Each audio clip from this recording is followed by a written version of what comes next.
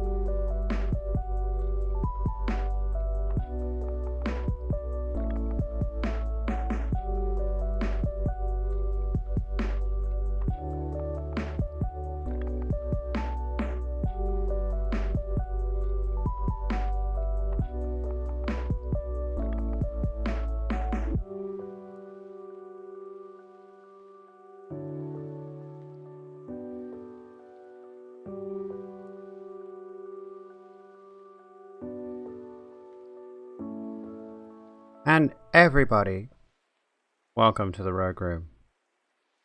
My name is Rogue Bitch. Please open the doors, Mr. Botwick, and let everybody pile on in. How's it going, folks? Welcome back. I'm wondering if I should maybe downscale my chat interface a little bit. Maybe just a few pixels. I'm just gonna fiddle with that really quick because it's fucking massive. Actually, do I have to do that on Streamlabs or do I have to do that in my overlay interface? I can't recall. Properties? Oh yeah, it's in properties, it's okay. I'm gonna set it to 800 height instead of what it was before, which was ridiculous. I'm gonna move you down there, and we'll go back to this, and boom, there we are, okay. I look beautiful, thank you. Thank you so kindly. I experimented with my eyeliners there. Appreciates your recommendation.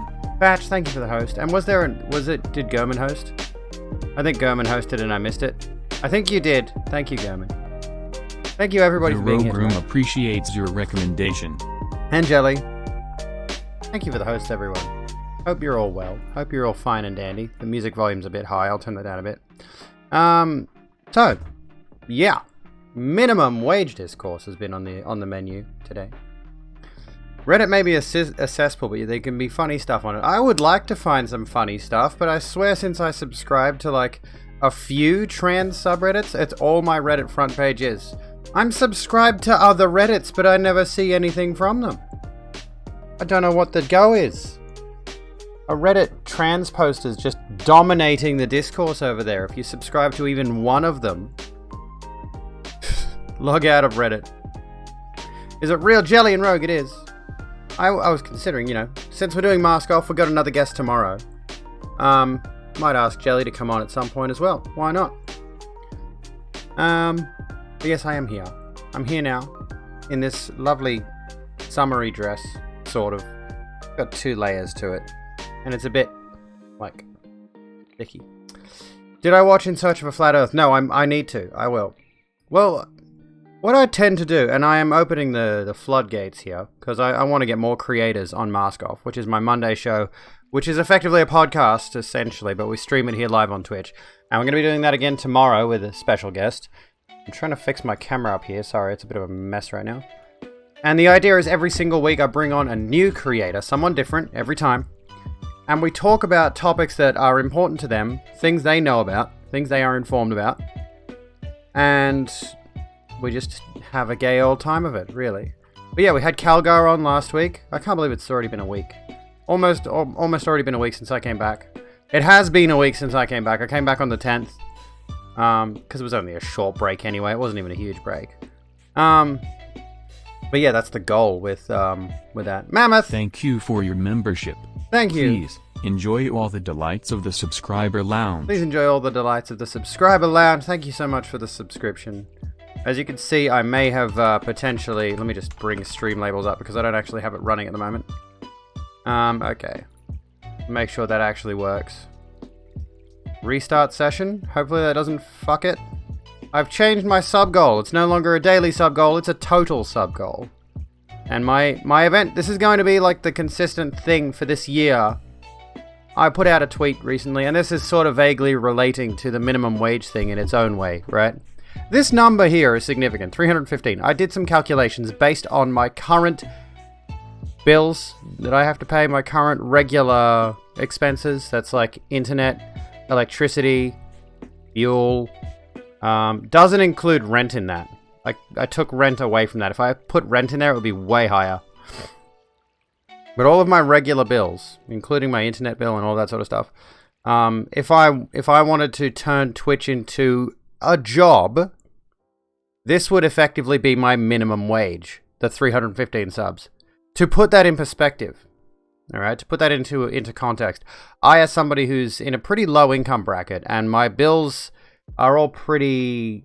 I don't have a lot of recurring payments, but the expenses I do have basically equal out to 315 Twitch subs, because I get, if we say like $5 USD, which is not the best way to phrase it, like a Twitch sub in Australian is $8.99 AUD, and Australian creators, here's the kick in the dick, Australian creators get $3.50 of that $8.99.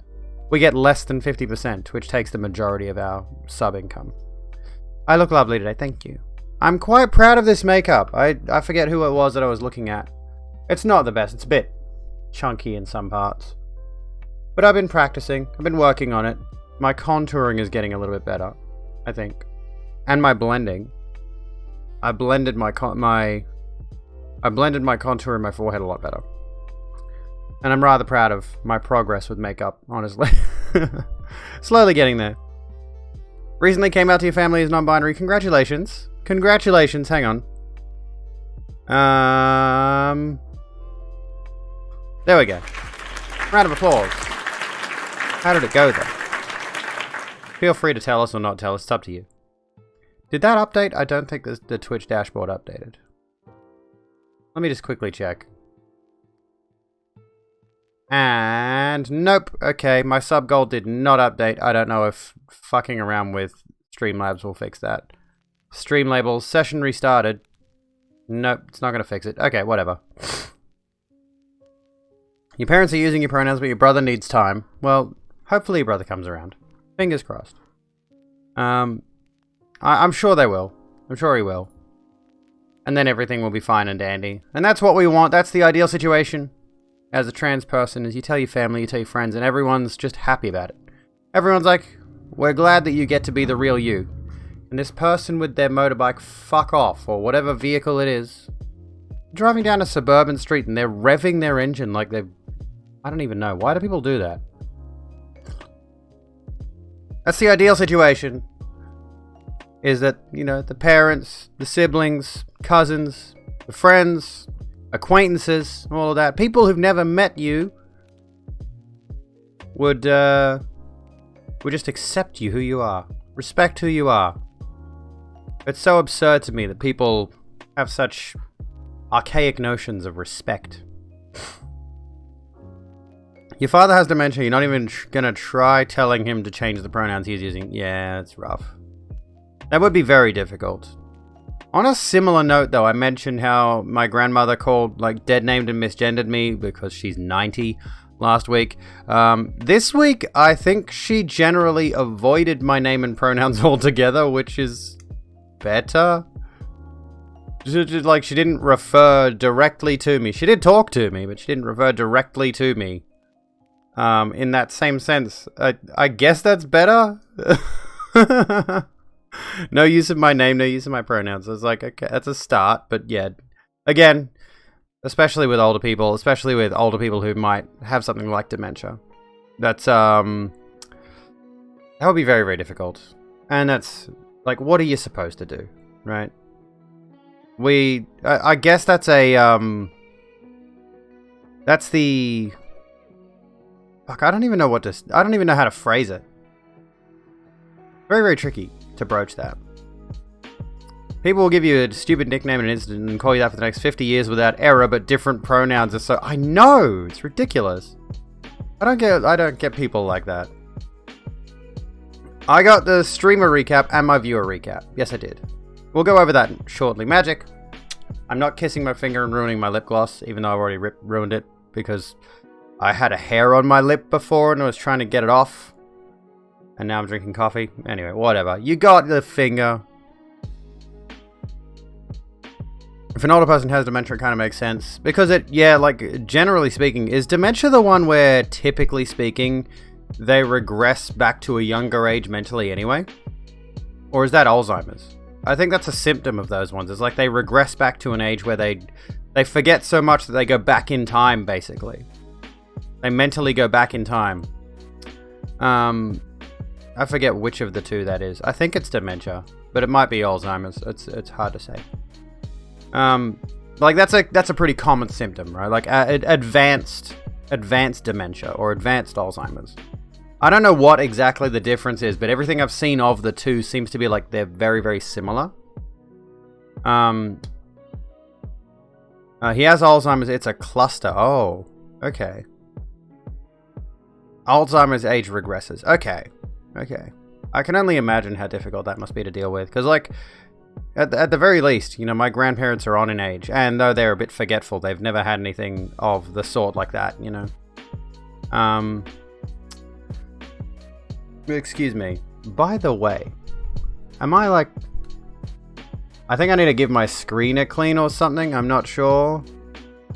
But I'm just looking at myself and I'm like, I feel like my chroma key is bleeding through my forehead. I can't tell.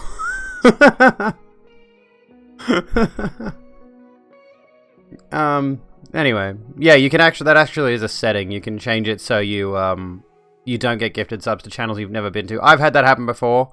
Or I've been in a channel once, and then I get gifted a sub 17 months later, and I'm like, I don't go to this channel. I don't go here.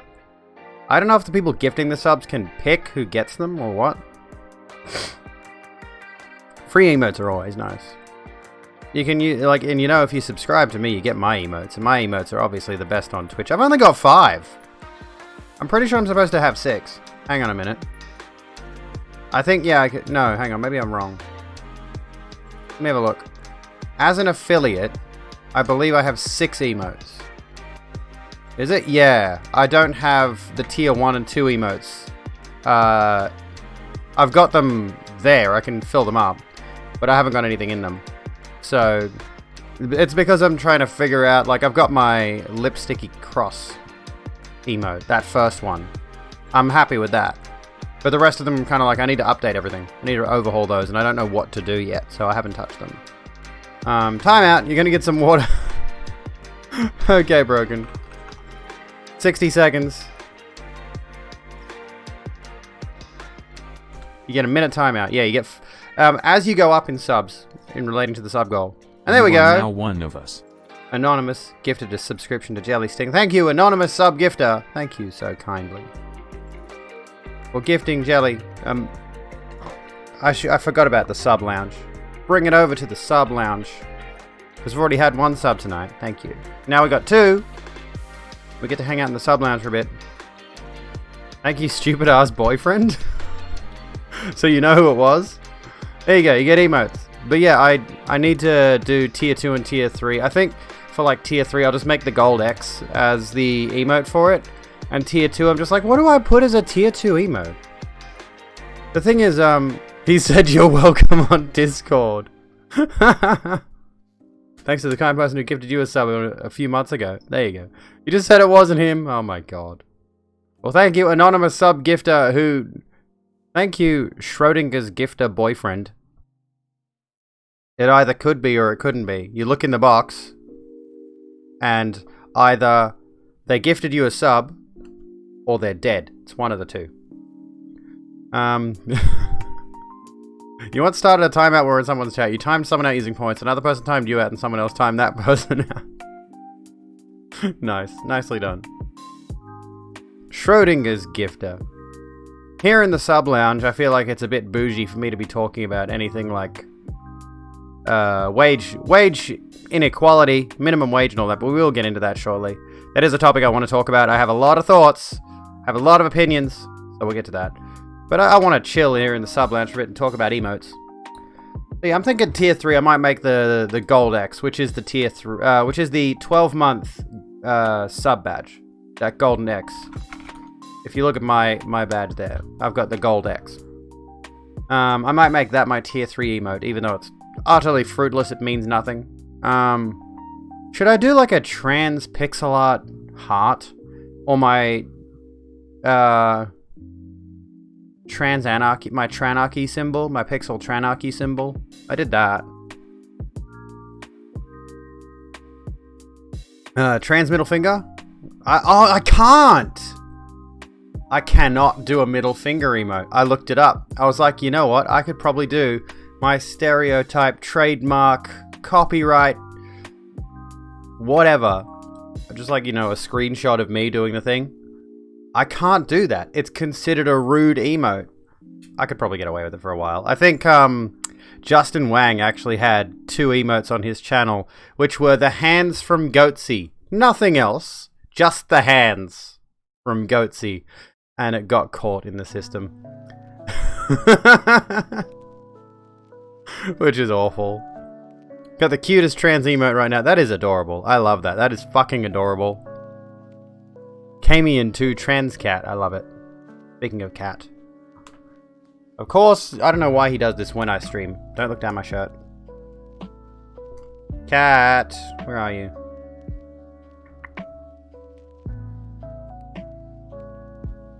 Speaking of...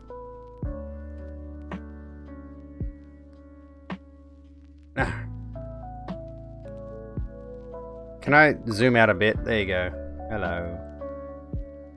It's Cat Stream!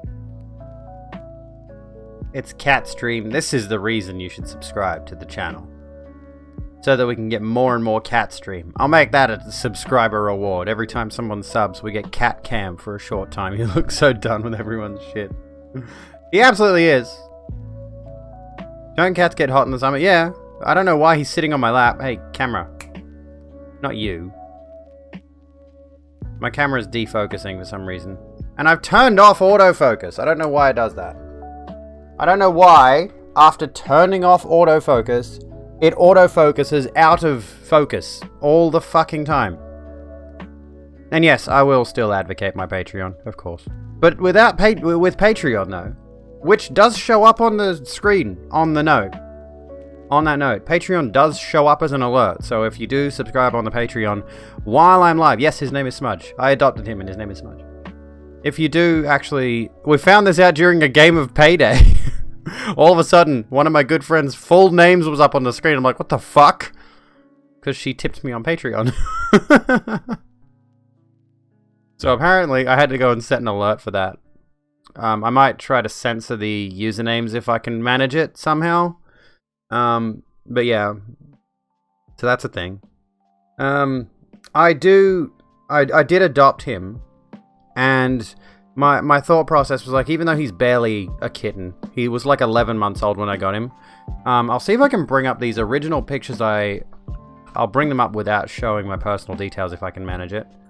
I recently reshared some series of photos from 3 years ago. Here we go. Open image in new tab. We'll bring these up and then we'll close. This was right around Christmas, by the way. So it's worth noting, if I could be bothered to be the kind of cat parent who would give their cat some kind of a birthday, it'd be right around Christmas time. Anyway, here's Kitty Cat over here. We've got Smudge on top of some of my mother's shelving and looking out of a window. He's this same size, by the way. Here's him under the Christmas tree. This was back at my mother's place. And, he was... What was I going to say? He was so small then. He's still so small now. He hasn't grown. He's tiny. He eats. He definitely eats. He's just very small. Very teeny tiny cat. I think somebody mentioned this recently. Premium, nothing, by the way. Magic, you lunatic. That's you get an honorary sub lounge for the premium 30,000 rogue coin. Nothing. Listen here, lady. Your cat Smudge is so cute. Thank you, Beth.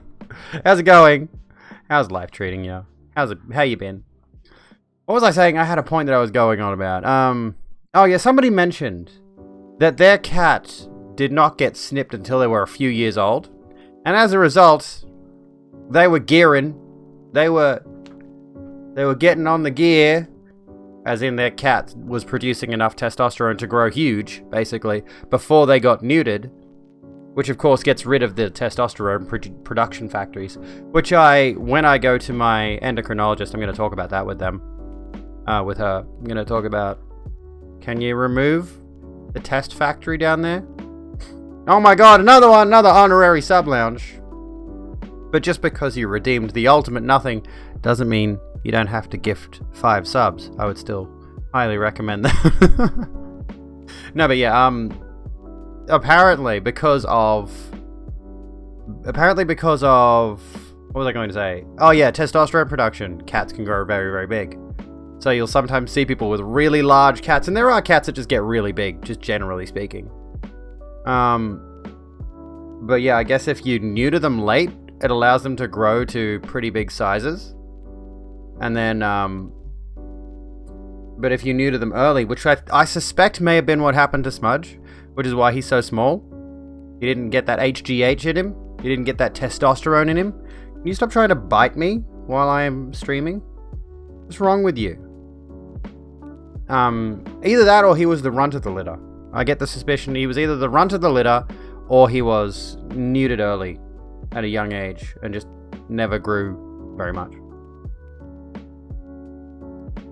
Saved up the points for 12 months. I'm surprised that after the name change and everything, because this happened when I was using the Streamlabs chatbot points, which I'm so glad we got rid of. I'm so sick of those fucking things. It was so awkward having to deal with two different sets of channel points. Xylo! It's a good fucking mug, isn't it? I love it. I've had this for years. It's got like very, very mild... well, it's hard to say if they're cracks or if it's just markings on the handles or whatever. I don't think there's cracks on it. I think it's just the paint's flaking in certain parts. The cat's getting up now. And I'm perpetually dreading breaking this mug. Hello. You can sit on my lap, but don't go on my desk. Don't go on my desk. Ah, claws. Jesus. Oh, he's not that small. He's a little bit bigger, actually. I feel like maybe he's been eating better lately. Maybe he's been eating more lately. Hard to tell. But I swear he has not grown much at all.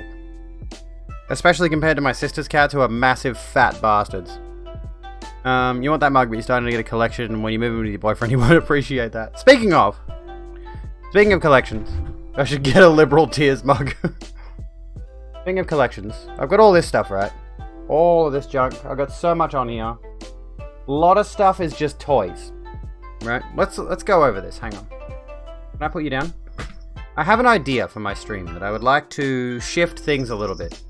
Maybe not permanently get rid of the green screen, but at the same time, I wouldn't mind shifting my room around and put my desk against this wall, right? And let me put this up for a second. So you can see my background with all my stuff on it. And let me iterate to you that there's a lot of stuff on here again, like I said there. Fuck's sake. Oh, whatever, that's good enough. You still see the top of it. Go through some of this. Ah. The YouTuber So, I want to put... Because I've started, like, actually decorating my room a bit. Before, it was just so utilitarian. And when I moved everything in here, I kept that utilitarian theme. I'm just going to have the... green screen. I'm going to have the computer and, you know... whatever. But now I'm just like... I kind of want... Because recently I put... I hope I don't have anything embarrassing over there. I got... fairy lights. And they're on my curtains. And I turn those on before bed. And they're really chill. They're really nice and chill. And, you know, there's RGB light things, and there's other shit, and I've got some cool background... I could take some of this, right? I don't like this shelving unit anymore. It's so industrial. There's literally industrial shelving.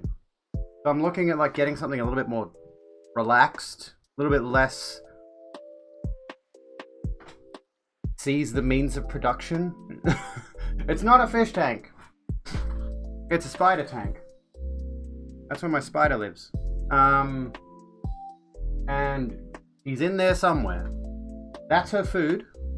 The crickets, which I think they're all dead by this point. She's had 2 of them. His spider friend. And this is, of course, my illustrious YouTube award for reaching 1,000 subscribers. It would be nice to actually have a stream where... like, if I moved everything around, I would probably put her somewhere where she'd be in a darker area of the room. There wouldn't be much light on her. Because then she'd be, they like darkness and they like warmth, tarantulas. So she's got a little heat pad on the side over there, you can't see it. What are those games? So we've got over here, hello.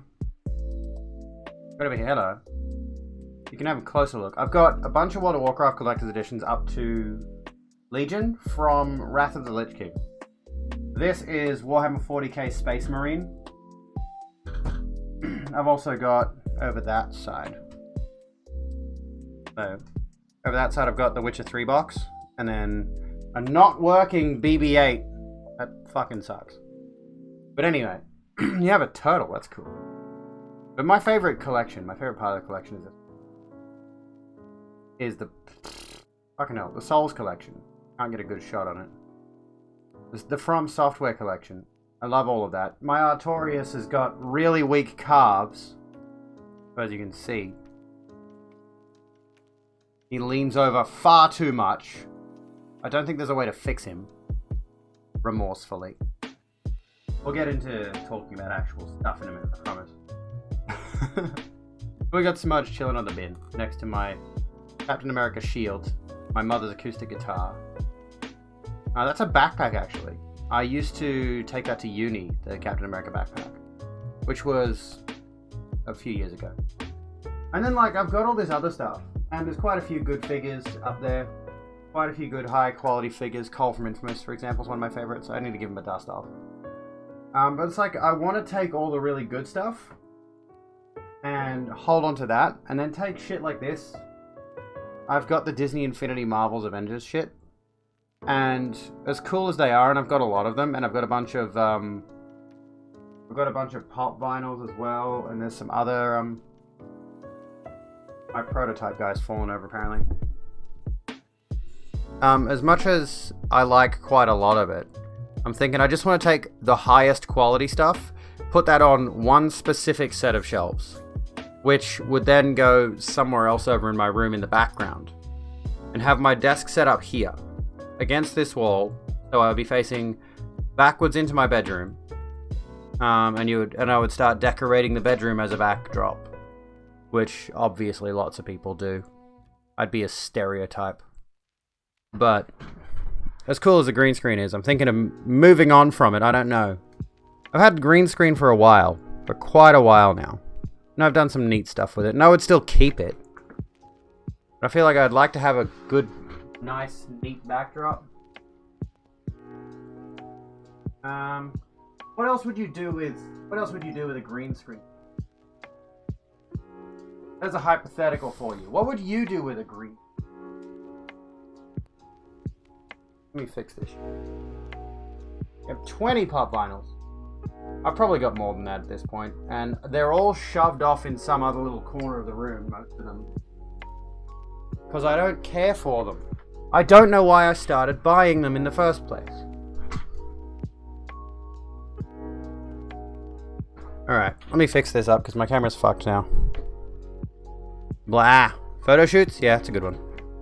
Okay, I've got 2 layers to this dress. Let me fix this really quick. This is very awkward to sit in. It's a nice dress. I'm not gonna lie. It's a nice dress, but it's a bit of a pain in the ass. Cause yeah, they're cheap. I got Overwatch ones. I'll show you over here. I'll fuck my camera up again. I've got Overwatch ones here, all stuffed in there, under my like board games and shit, and makeup and all that.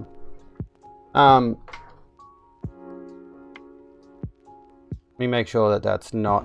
There we go. Just the pain of dealing with a green screen is that no matter where I put my camera, if I fuck up the positioning of my camera exactly, I feel like my camera scene is like perfectly in line with my green screen. So if I fuck up the alignment, we're screwed.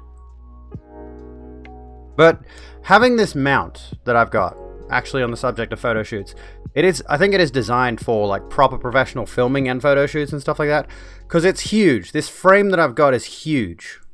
The green screen I have is 3 meters wide by 6 meters long, and the frame is 3 meters wide by 2.8 meters tall. So it's massive. It's absolutely massive. Once you get all the different little bars together and you fully extend it, it's huge. So you could definitely do some like actual studio photography with this thing, or whatever. And I might actually look at backdrops. I might actually look at buying backdrop curtains. I need some ideas. What are some ideas? Throw some ideas at me, because there are places that sell backdrop curtains. You just buy one and chuck it on there. Good shit. Fun times. I think Natalie Wynn, my inspiration for my entire life, ContraPoints, used a marble backdrop in one of her videos, and I would adore having one of those. You want to have a photo box? That sounds like a good idea. I have a devil's advocate / thought-provoking question. How do you deal with a person who respects your pronouns but ultimately thinks there are only 2 genders? Well, we were going to talk about some trans stuff, so we can talk about trans stuff if you want.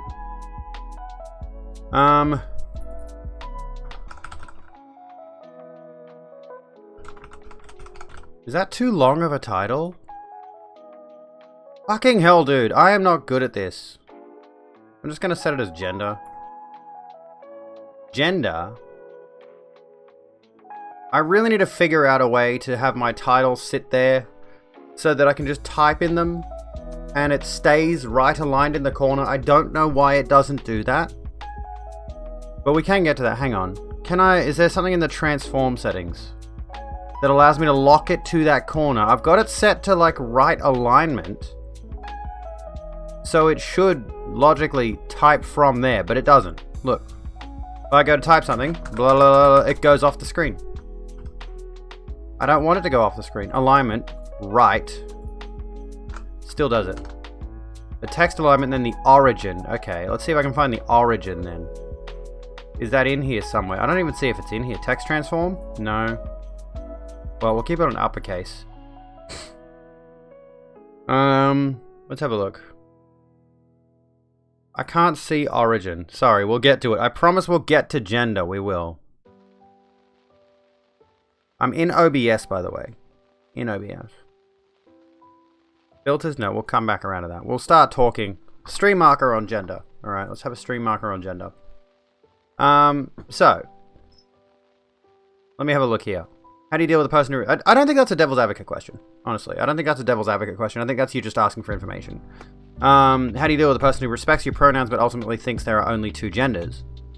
Well... That's very, very complicated because, you know, we know there's not. We know there's more than two genders. We know that gender itself is a social construct. We know that gender...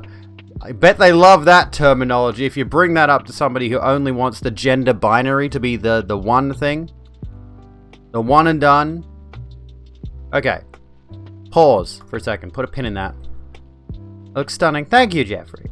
So, in transform, positional alignment. I don't see that in there. Edit transform, positional alignment. There we go. Top right. Alright.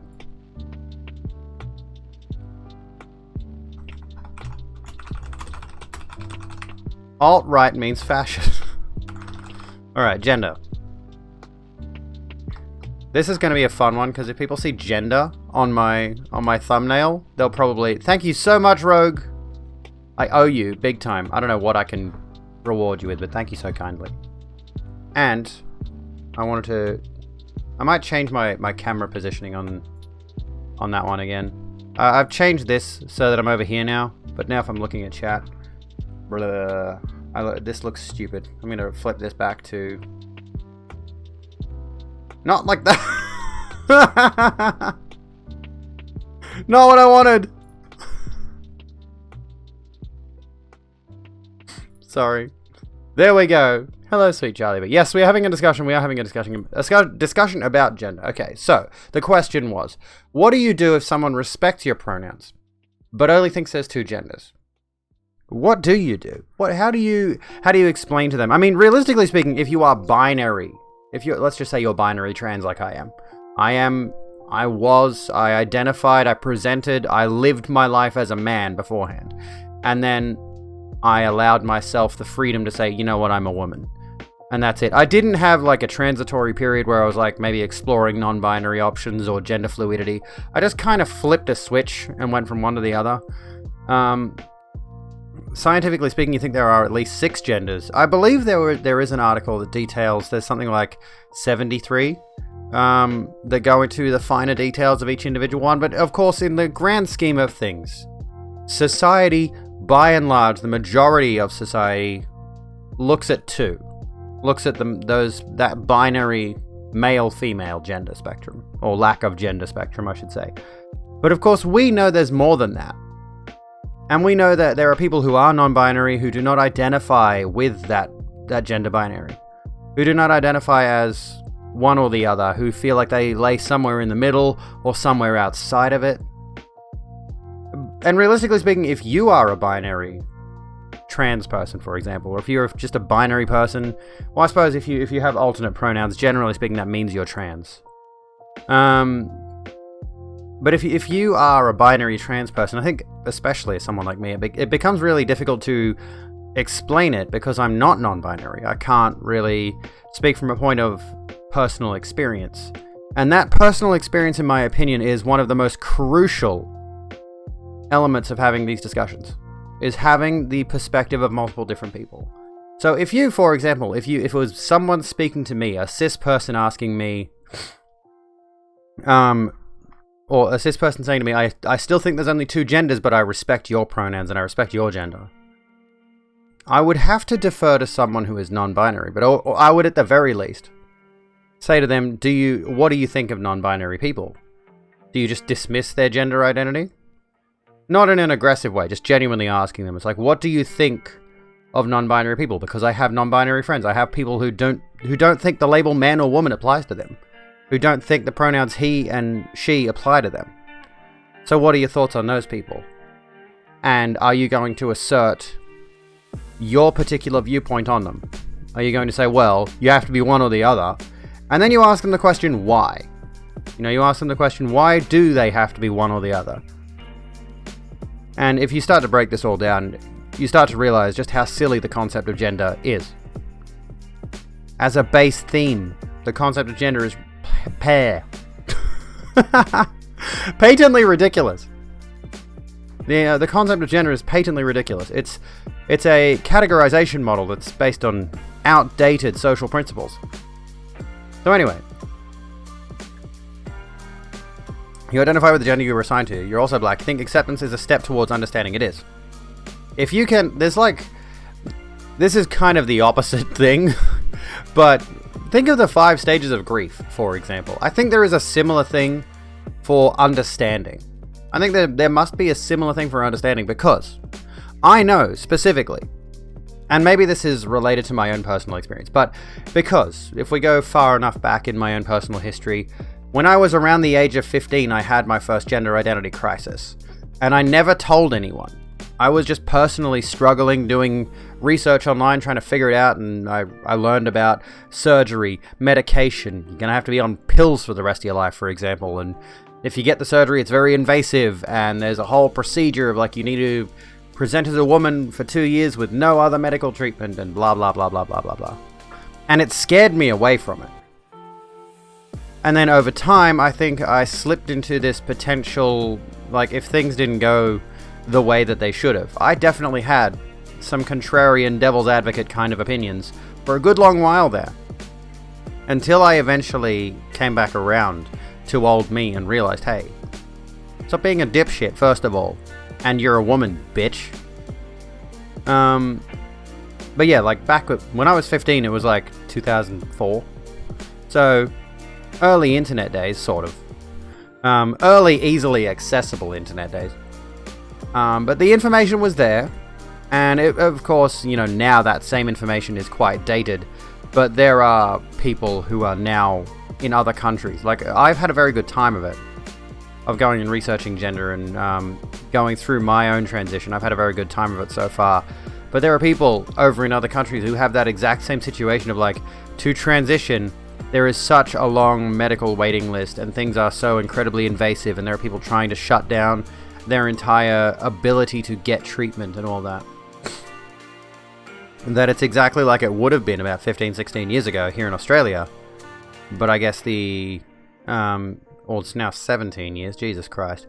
The landscape has shifted. But anyway, some dumbass people failed in science classes and health class. Yeah, true. We'll talk about the basic biology thing in a second. Hello, other Jelly. Hello, Jelly Ann. How's it going? Yeah, so I do believe the concept of the binary gender, generally speaking, it was taught to me in school. I don't recall if we ever touched on non-binary identity. And I do recall knowing of it. I do distinctly recall knowing of non-binary identity at a younger age. I don't recall if it was at school that I learned it, though. I don't think it was. I think generally speaking, we kind of skimmed over gender, focusing more on again, this is the problem with using this as an argument. You'll hear people in shitty Facebook comment sections. Say, the basic biology. Well, first and foremost, the basic biology tells us there is a male and a female body, right? The problem with that is that's, again, the foundational level of the discussion. We know there is a ton more science on top of that, but if you say to everyone else, basic biology says there's a man and a woman, that shows to everyone else that you sat through maybe one biology lesson and then wagged off school or all the rest of your biology lessons to go smoke weed behind the bleachers. You weren't paying attention. And that was all you got out of it, and you never bothered to follow up. There's a ton more there. There's so much more there. And even that foundation is incorrect. Because if you just say, behind the math huts, one of them. I don't recall ever actually having bleachers at any of the schools I went to on that note. We had like an oval. We had like the football field kind of area. There were never any bleachers. Whenever there was a sports event, they'd get like the little folding chairs out. There'd be hundreds of them. It's like, God, what a nightmare. Bleachers, like where you go and watch any... And this is a totally different tangent that I'll just very briefly bring up, but like whenever you watch a movie set in a very, very privileged American high school full of surprisingly white students and one black guy. Off you get. Come on. Oh, come on. Off you go. They have these like little rows of seats that you sit on. I think we did have them at like... You'd go to certain sporting event fields and they would have them there, but not in Australian schools, or at least not the ones I've been to. I've been to about 3 or 4 schools. I can't remember, and in none of them was there ever a bleachers situation. Anyway. Science is taught in schools, though, and I learned about multiple genders in class. Animals have multiple genders. You follow that thought process and automatically assumed humans had multiple genders too. Yeah, exactly. And that's the argument they use against us too. Is they will always say, well, this animal doesn't have multiple genders or whatever, and they'll use that against gay people as well. Like they'll say, oh, well, animals aren't gay, so why are people gay? And it's like, literally, swans are the gayest fucking animals I think I've ever seen. It's a non-argument. They don't have anything, they don't have a leg to stand on. The moment they bring out any of that kind of, refer to another animal in the animal kingdom and say they don't have multiple genders, there's only 2 genders, whatever. And they seem to think for some reason that biological sex and gender are the exact same thing, and biological sex is again a very convoluted issue. And we only, again... Right. We came up with this shit based on observation. The science that they love to try to quote. Hey, Eamon, how you doing? Welcome in. The science that they love to try and quote, like, science isn't stationary. This is what they never quite conceive of. Science doesn't stand still. They always go, oh, it's the basic biology. The science says this, the science says that. It's like, science has been evolving for hundreds of thousands, well, not hundreds of thousands, for thousands at the very least of years. Science is continually discovering new things. That's the fucking point. That's how it works. So you can't say it's basic biology, because that shit's not set in stone. And then, because that's the one argument they think they have, if they default to any kind of other argument, they lose. Immediately. The science is the one leg they have to stand on. We know the science has constantly been changing and shifting and evolving. Scientists have been studying gender identity for who knows how long now. I can't even think how long modern gender studies have been going on for.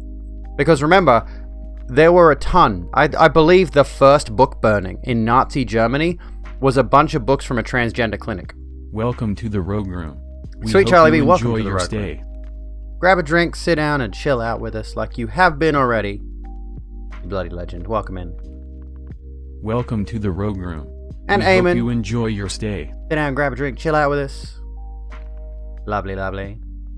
So yeah, we made it all up. Or rather, we spent time analyzing and deciding and categorizing And another point to bring up here, which is not 100% related, but for example, there's a thing you might see around.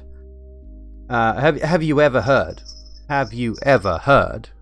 of the concept of, I'm trying to filibuster here a little bit because the word escapes me, essentially skull science, shape of your skull. That thing, flicker, there we go. Okay, I'll try to remember that. Thank you. Phrenology, that's the one. That was a science until there was some more study done. Like, if we just accepted the science from ages past, phrenology would still say to us, white people are superior to black people because of their skull shape. But then we said, our scientists went through that and realized this is deeply racist and based on nonsense. And thus the science was retracted and new science happened that actually was founded in proper scientific testing principles. And they discovered that was complete bullshit. So, and here's another argument.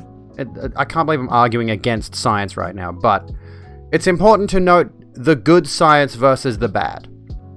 Andrew Wakefield, the doctor who published the article that stated vaccines could cause a link. Vaccines may have had a link to autism. If you vaccinate your children, they might end up autistic.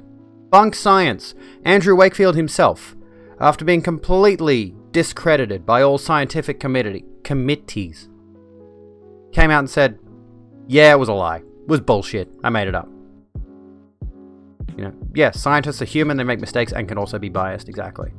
And we need to take that with a grain of, we need to take science with a grain of salt, but there are, of course, people in scientific fields who are much more educated than us.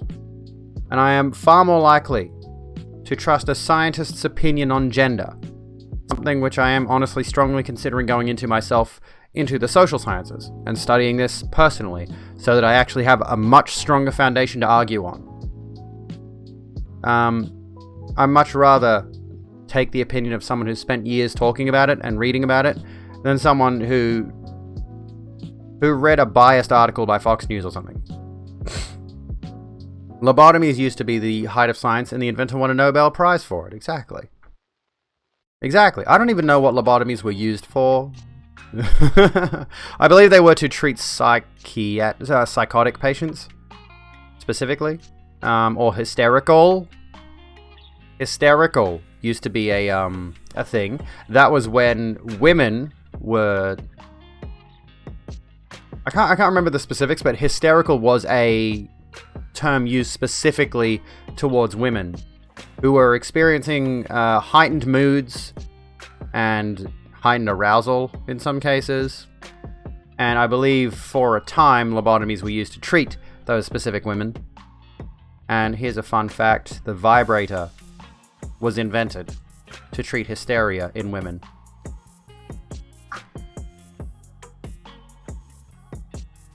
But I do believe there was a time when, before those came into common usage, where some, like, lobotomies were used for a variety of different mental illness treatments. Who invented the vibrator and became obsolete? Doing social sciences, a new tutor who did social psychology for 3 years even made a mistake teaching gender. Oh yeah, do tell. But this discussion reminds me of the fact that I have done a 6-month section of social science. I did a sociology introductory course, and we learned some very basic philosophy stuff, and we learned a bit about gender and sexuality and all of that, and especially wealth disparity, which we're going to circle back around to momentarily. Don't try to jump on my desk, Cat. And I remember being that little, like, that only like 2 or 3 years ago. 2018, I believe it was. Cat, you're gonna have to get out of the room because I can see you trying to jump on my desk and I'm not about it. Go on, off you get. Anyway, stop distracting me, get out.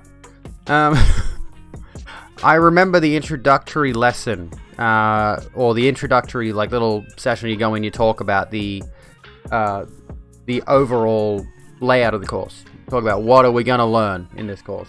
And one of the things they started with was like, what's the difference between sex and gender? and someone answered it, and I remember distinctly. I didn't actually roll my eyes, but at the time, in the back of my head, I was just like, oh god, what have I gotten myself into?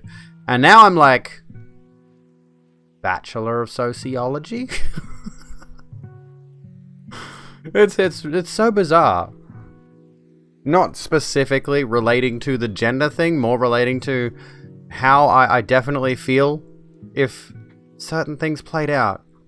I could be completely on the opposite end of the political spectrum as someone who was, by far, in one of the most privileged positions in society before I transitioned.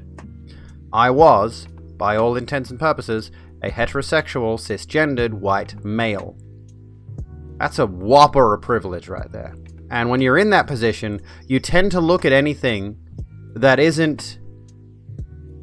you tend to look at anything that falls outside of your perceived norm, your perceived status quo, as being weird and scary, and you look for things to be oppressed by. You look for things to be annoyed by. And that's why the gender discussion, being such a hot topic right now, you see a lot of people who are dripping in privilege, who have no real problems to speak of, get angry about this kind of shit. There's only two genders. There's only male and female. You can't transition, that's still a biological male. That's the thing that pisses me off so much. It's like, why do you need to say it? I don't understand this. When I saw an article, lovely article, about a 17-year-old trans girl who's been out for about a few years, and going through her transition. It's just a story about the fact that she's transitioning, and it's gorgeous. It's lovely, and 95% of the comments on Facebook are supportive. But I've just wiped off some of my eyeshadow. Fantastic. And there's a few in there who are like that. It's just like, there's only two genders. He's still a male and all this kind of shit. And someone tried to, like, the girl's name is Olivia, and someone tried to dead name her by calling her Oliver. For the record, her dead name is never mentioned once in the article. She's never called he, never referred to as a biological male. They only ever refer to her as transgender. That's it. They only ever refer to the fact that... Oh, there was one, like, throwaway line which is just like, she never felt like any of the other boys. And then she realized she was a girl. It was like, that's it. That's the only line that even vaguely references her past... or the gender assigned at birth. People still dead name Elliot Page. That's going to go on forever, unfortunately. Because this kind of stuff isn't new. This is the... Even though, like, it's circled back around into the discourse now... Transgender people are not new. We've been around forever. Forever.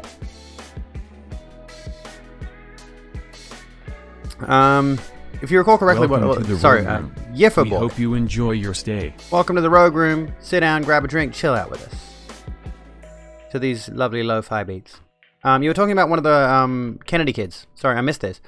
With the lobotomies thing again. Just coming back to the lobotomies thing really quickly. She was lobotomized and only made it worse. She had seizures, violent mood swings, and learning difficulties. Yeah. Bunk science. Bunk science. You still catch yourself accidentally calling Elliot by his dead name. Yeah, it's tricky. I've sort of like buried it into my head at this point. It's like Elliot Page.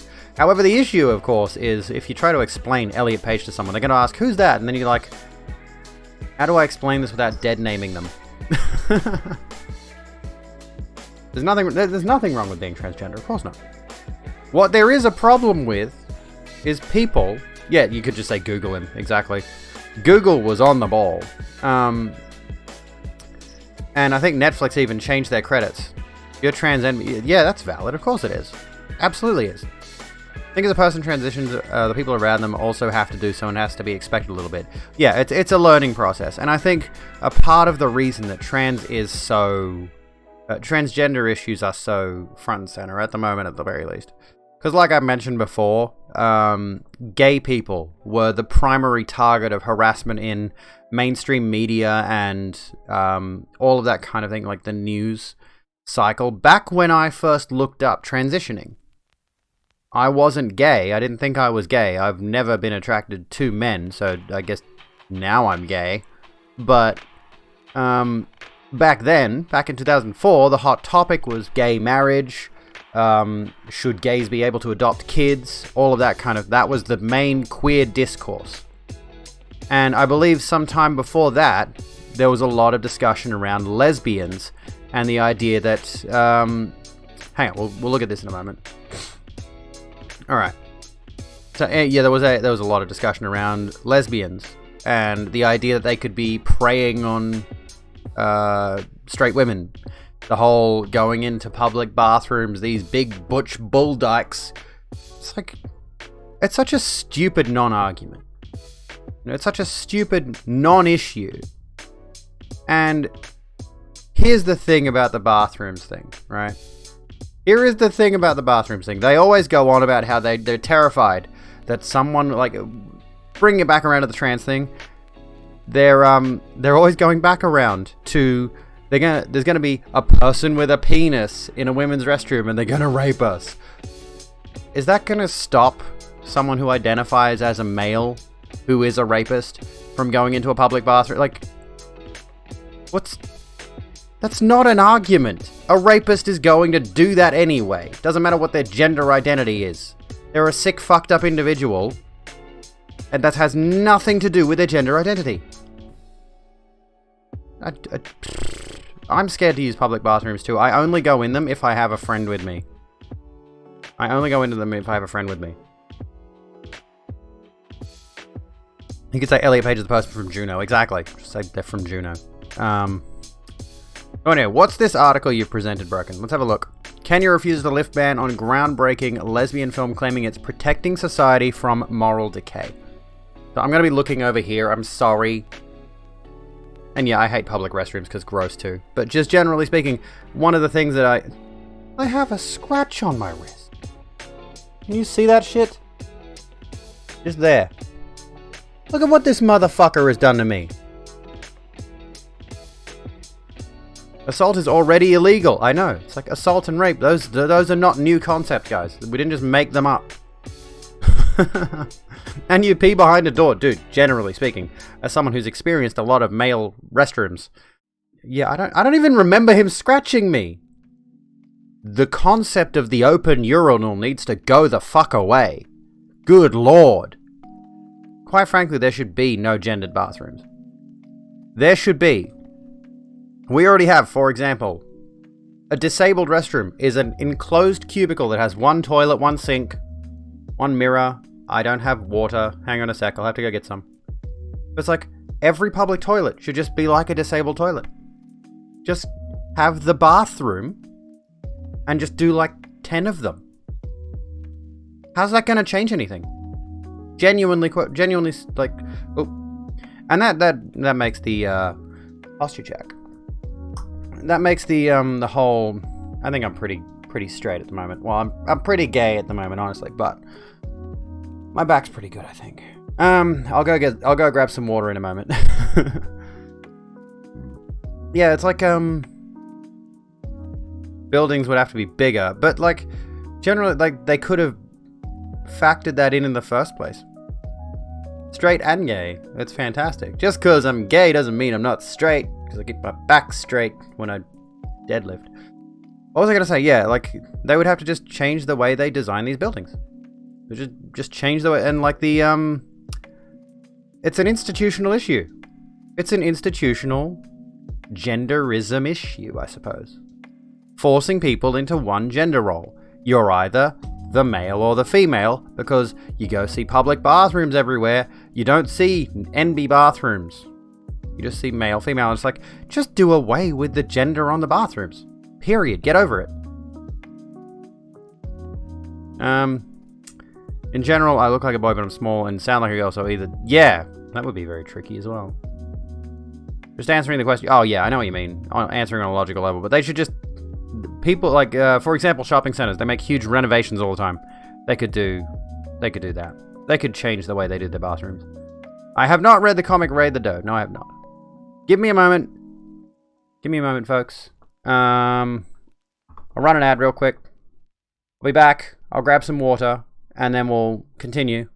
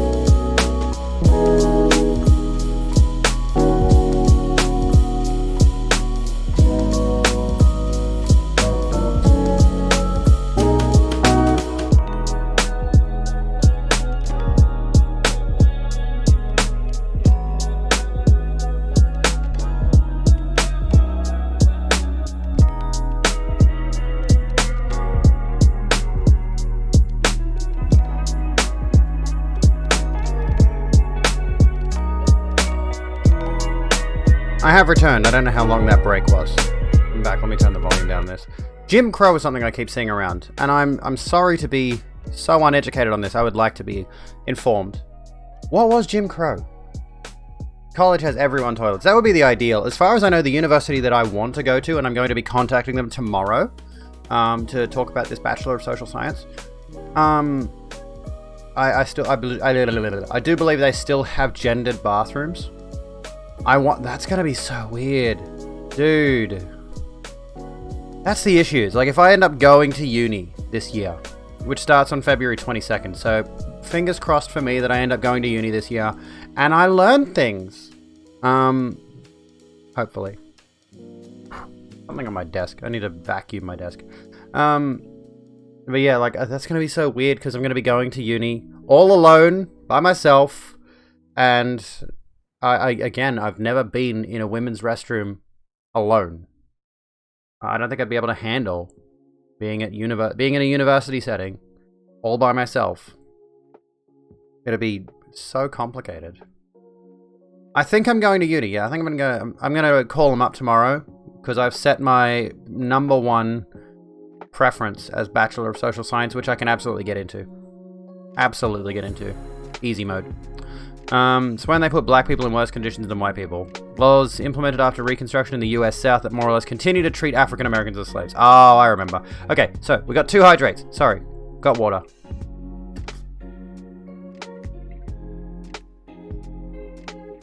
Stay hydrated, folks. And by the way, decided to grab myself some iced tea, some lemon iced tea. Oh, that's good. Oh, that's good.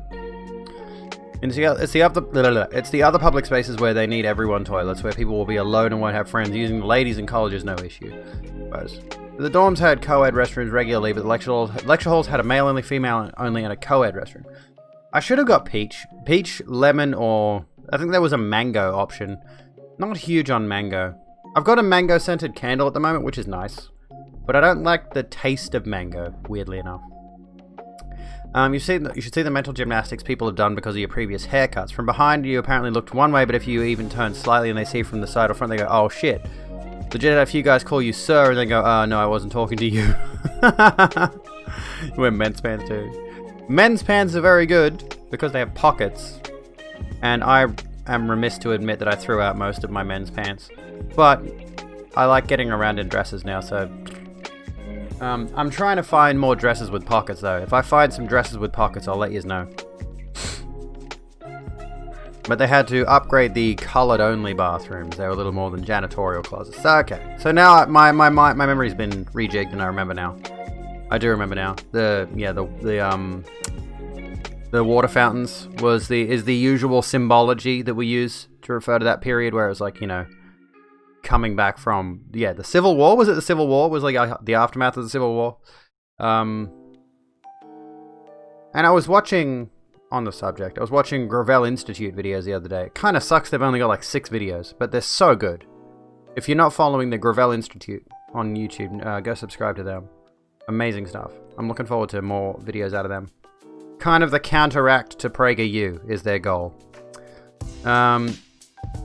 Unisex, that's the word you're trying to remember for bathrooms. Yeah, that's what we need. We just need unisex public bathrooms. I don't see why that's an issue. I don't see why that needs to be an issue. And I don't see why people need to be so caught up on the gender identity thing.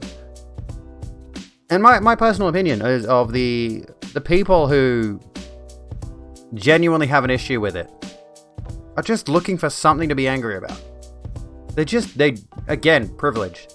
They are so privileged. I clicked on one guy from the Facebook thread that I was talking about before, where it was talking about the transgender girl. And this guy's entire Facebook profile, just footy.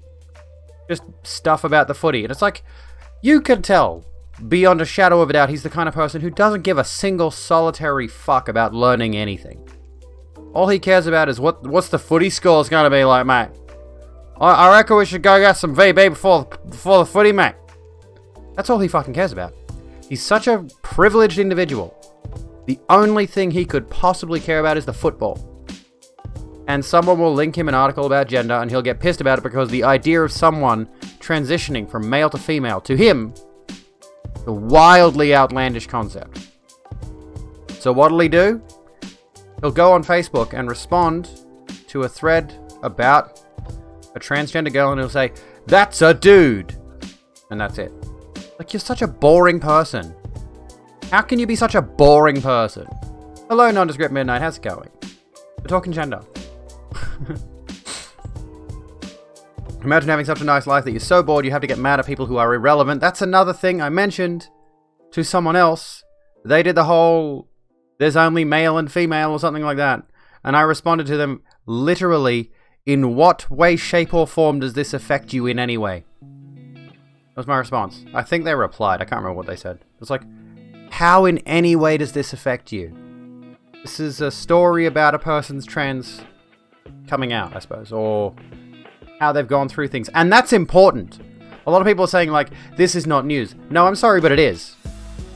When you are constantly felt like you need to hide away from the world, when you are constantly made to feel like your existence is shameful or simply existing, having a major news publication like the Sydney Morning Herald, I think it was the Sydney Morning Herald, put out an article about someone coming out as transgender, that is huge. That representation is fucking important. I have really pretty eyes, thank you.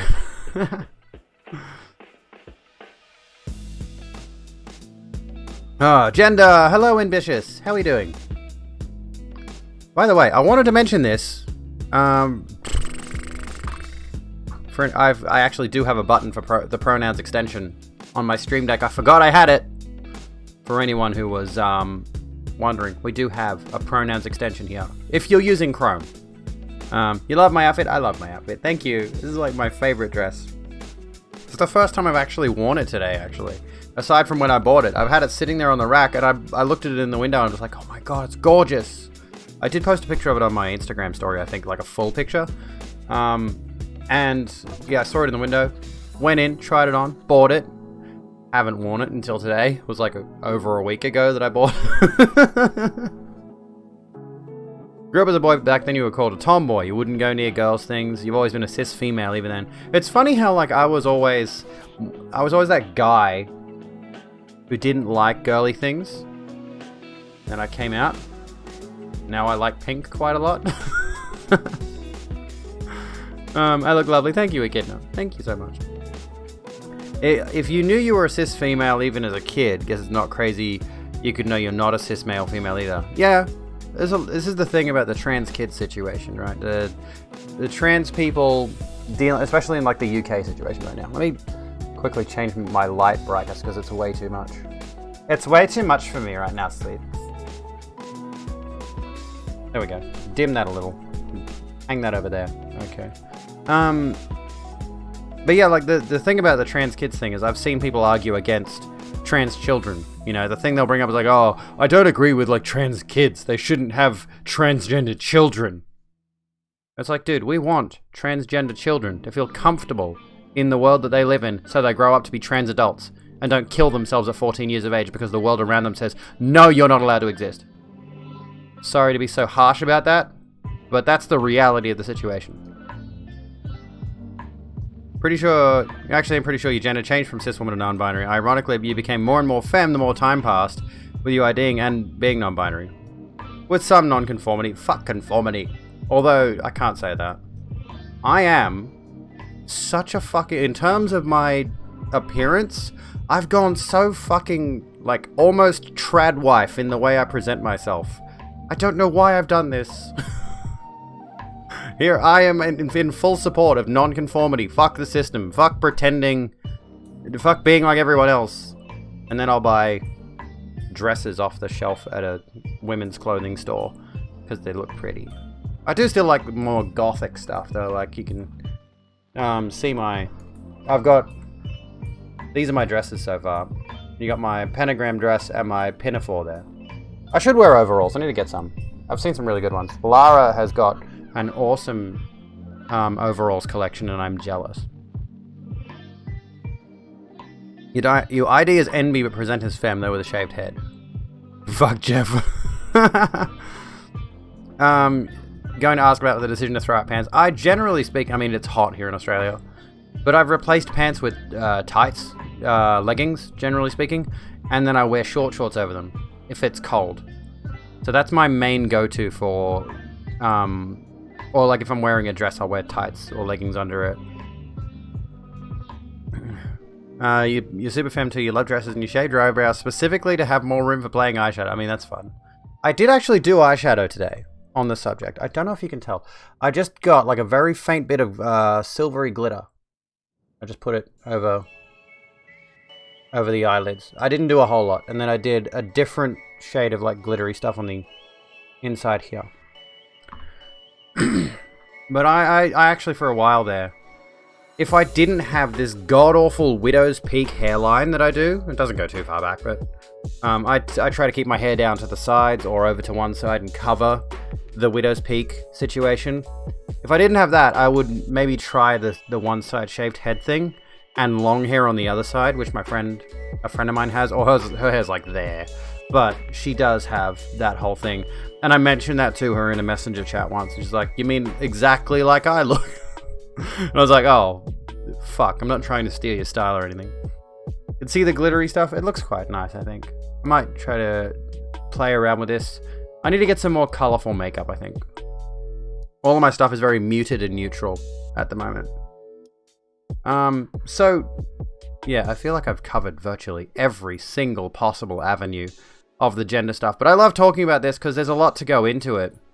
And now I'm like, do we move on to the minimum wage? That's it, the minimum wage thing. Because we sort of jumped straight ahead to gender, which, yeah. Do we move on to the minimum wage thing, or do we stick with this? Because there's probably more here that I'm missing. Oh, I forgot about your article, Broken. Are you still there? Are you still there, Broken? Because we were talking about this very briefly. We didn't actually get into this. Because I'll hydrate. Sure. You don't know how to feel about it. There's a lot there to unpack. There is a lot to unpack about the minimum wage thing. You had a shaved side and that was the most comfortable you'd ever been with long hair. I do like the aesthetic. I've never tried it. I do wonder how I'd go with it, or like the shaved sides and like long at the back. But I worry that if I do that, it wouldn't look as good as I think it would. And then, you could play with it and make it look certain ways. I am not very savvy when it comes to hair, so I tend to just go for this or a ponytail, or if I'm going to bed, I tend to wear a low ponytail down here. Shave sides long on top is great. That is kind of what I did before. That's kind of what I did prior to transition. But it was the man version of it. I'd do the like 0 to 1 fade, and then I would have short and kind of spiky on top. And I look back now and I'm just like, God, you were boring to look at. I like having long hair. It's great. I want to do some stuff with it, but I don't know what. Magic, are you present at the moment? I don't know if you're still there. I'm going to shout at Magic. Or Hecklin, who just surprises me sometimes by being there in the background. I never know when Hecklin is here. She might be here, she might not. She might be playing Minecraft. She tends to show up if I ever play Minecraft. I'll just change the category to Minecraft right now, and I'll put out a notification on social media. Okay, so Kenya refuses to lift ban on groundbreaking lesbian film, claiming it's protecting society from moral decay. Fucking hate this shit. Moral decay. A high court in Kenya has refused to lift a ban on Rafiki, an award-winning lesbian romance film, on the grounds that it would encourage moral decay. Ugh. Gross. Which means friend in Kiswahili. Rafiki, which means friend in Kiswahili, is a story of the romance that grows between two young women in Nairobi amid family and political pressures around LGBT+ rights. The movie was banned by the Kenya Film Classification Board in April 2018 due to its homosexual theme and clear intent to promote lesbianism in Kenya contrary to the law. Oh no! They're promoting the lesbians! How awful!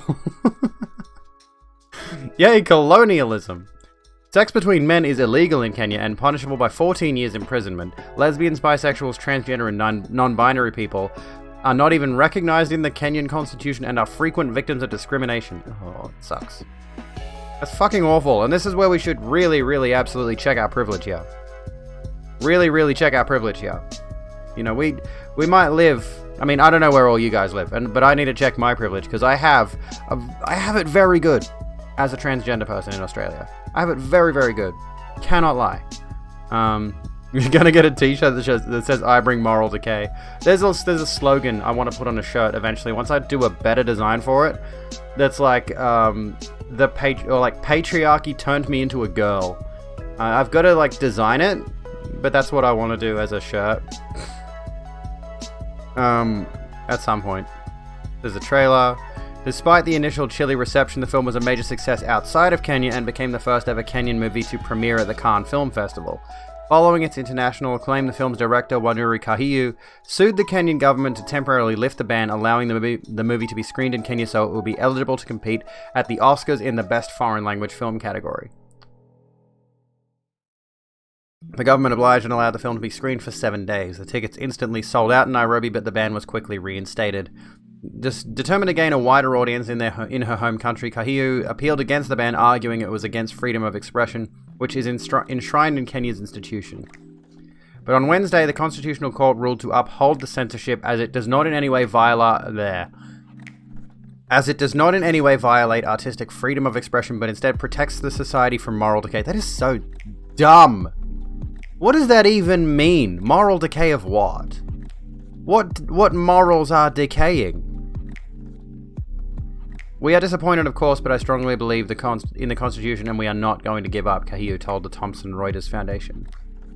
I think it is very important for us to define what freedom of expression means in Kenya as per our Constitution. We are going to appeal. The ruling today is not a true reflection of what the Constitution says. I mean, when we see the fights against this kind of stuff, that does generally mean, fingers crossed, that there is some progression happening. Slowly, incrementally. But bringing this kind of thing to light changes minds.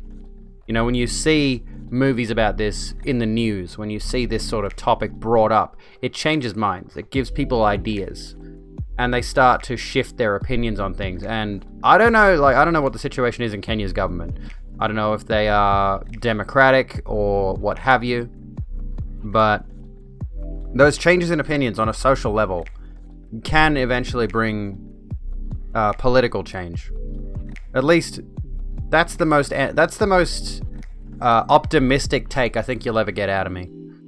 She said the fight to get the movie shown in Kenya isn't over, and added that she's prepared to take the case to the Court of Appeals and the Supreme Court if necessary. Well, there you go. There you go. There's that. Let me close this here. So rapists, robbers, thieves have morals in the society. I mean, there are literally societies where it depends on a number of factors, but generally speaking, yes, there are people who will get a far more significant punishment for their sexuality or the gender identity than for being a rapist or a thief. Ridiculous. And it's based on archaic... Oh, yes, please join the Discord if you want to keep going with this after the stream, because I only generally stream 3 hours a day. So we're already halfway through it, basically. But if you want to keep up with me off the stream, I should be in the Discord more often. I do hang out in there. And please check out my Patreon if you've not already. There is a preview up of my newest video, which will be going up on YouTube very soon. I've got to do my SEO and my closed captioning, and my next video should be up. But if you subscribe to my Patreon on the $5 tier, you do get a preview of the intro. So... everywhere is fucked to different degrees, that's true. Thank you, Magic, and the YouTube, of course. I will be going back to uploading stream highlight videos very soon, but I've been really just hankering down on this this new video essay I've been doing, and then I'm gonna go back to stream highlights for a bit, and then I've got another video essay planned for February, which should be good, but first things first, one thing at a time. One thing at a time. So anyway, oh my god. Sorry, let me just crack my back a bit. My very large back. If I bring my arms forward, look at that. I look like a... Oh. I asked how you were. You feel like absolute garbage. Well, that's no good. Oh, don't mind me while I'm just flexing everything. This is a thing. Do you guys... I already brought this up recently, but... somebody posted that fucking dumb shit piece of garbage about, where is it? Let's go through my media really quickly so I can find it. I'm ripped-ish. I think it shows better on stream than it does. Like, this is good lighting. Let's say this right now. This is good lighting, good angles. I can take a selfie in front of my mirror. It would not look anywhere near that good. Good lighting. You gotta have, like, white light coming down on you. Or you could do, like, warm tones, I suppose. You could do something like this. But I've been working out for, like, 4 years. So, yeah. I have got that going for me, which is nice. But I will say, I've definitely seen the effects of both testosterone blockers and estrogen since being on them. I'm a lot leaner than I was before transitioning. A lot leaner than I was. But I did respond to this, right? Y'all find this attractive? This was back on the 12th. And then I responded, Power Girls are fucking gorgeous, because they are. Power Girls are fucking stunning. There's Colleen Foch, the body model for Abby in The Last of Us Part 2. And Freaky Rafiki. We like buff chicks. I like buff chicks. I want a buff chick to top me. I mean, obviously, you know, I've always had a penchant for fitness. So if you have questions about lifting and all that, and cardio, I guess. You want people to stop discriminating against your nipple hairs, you should shave them. No, you shouldn't. You should pluck them. That's the important thing. Don't shave them, pluck them. Put yourself through the pain. It builds character. You struggle to exercise. Insomnia got you stuck there. Well, that's no good. That's. I'm sorry to hear that. I will say though that fitness has definitely, like, having an intense workout regimen of like 6 days a week. I'm in the gym, 20 minutes of cardio, 40 minutes-ish of weights. That has actually helped my sleeping schedule quite a lot. I feel like, generally speaking, I can get to sleep because my body's exhausted at the end of the day, starting off with a really intense workout. Like, getting up in the morning and getting straight into exercise is one of those pieces of good advice that sucks so fucking much, but it works. Nobody wants to hear, get up early and exercise. Everyone hates that advice, and the thing that's really fucking irritating is it works. We're not talking about gender anymore. We're talking about fitness. Let's talk about fitness very briefly, and then we'll go over to minimum wage. We will get to that. Try to do 20. You do 20 minutes, then nearly pass out. Well, the thing is, you got to build up to the level of intensity you want to get to. You can't go hard and fast and burn yourself out instantly. You've got to start small. Start walking, for example. Get up in the morning, do some yoga. You seen a rant from this dude who was saying that men want femininity, daintiness, curves, hourglass. Yeah, I know, it's ridiculous. Men want whatever the fuck they want. Like, women want whatever the fuck they want. Non-binary folks want whatever the fuck non-binary folks want. Individuals have their own preferences. Don't try to police them. It's bizarre. The only people you should be policing, of course, pedophiles. Don't give them any quarter. We're not going to go back into the fucking violence against pedophiles discourse. But if an adult likes another adult who happens to be a muscular woman, who fucking cares? Again, it's like the gender identity thing. Who fucking cares? It's not your concern. It's like the another who cares thing. What else was there? Oh god, there was another point that I wanted to make here and I've lost it. I have lost it entirely. Damn it. Something else that was like, I'm gonna barge in and say my piece on this thing. No one asked.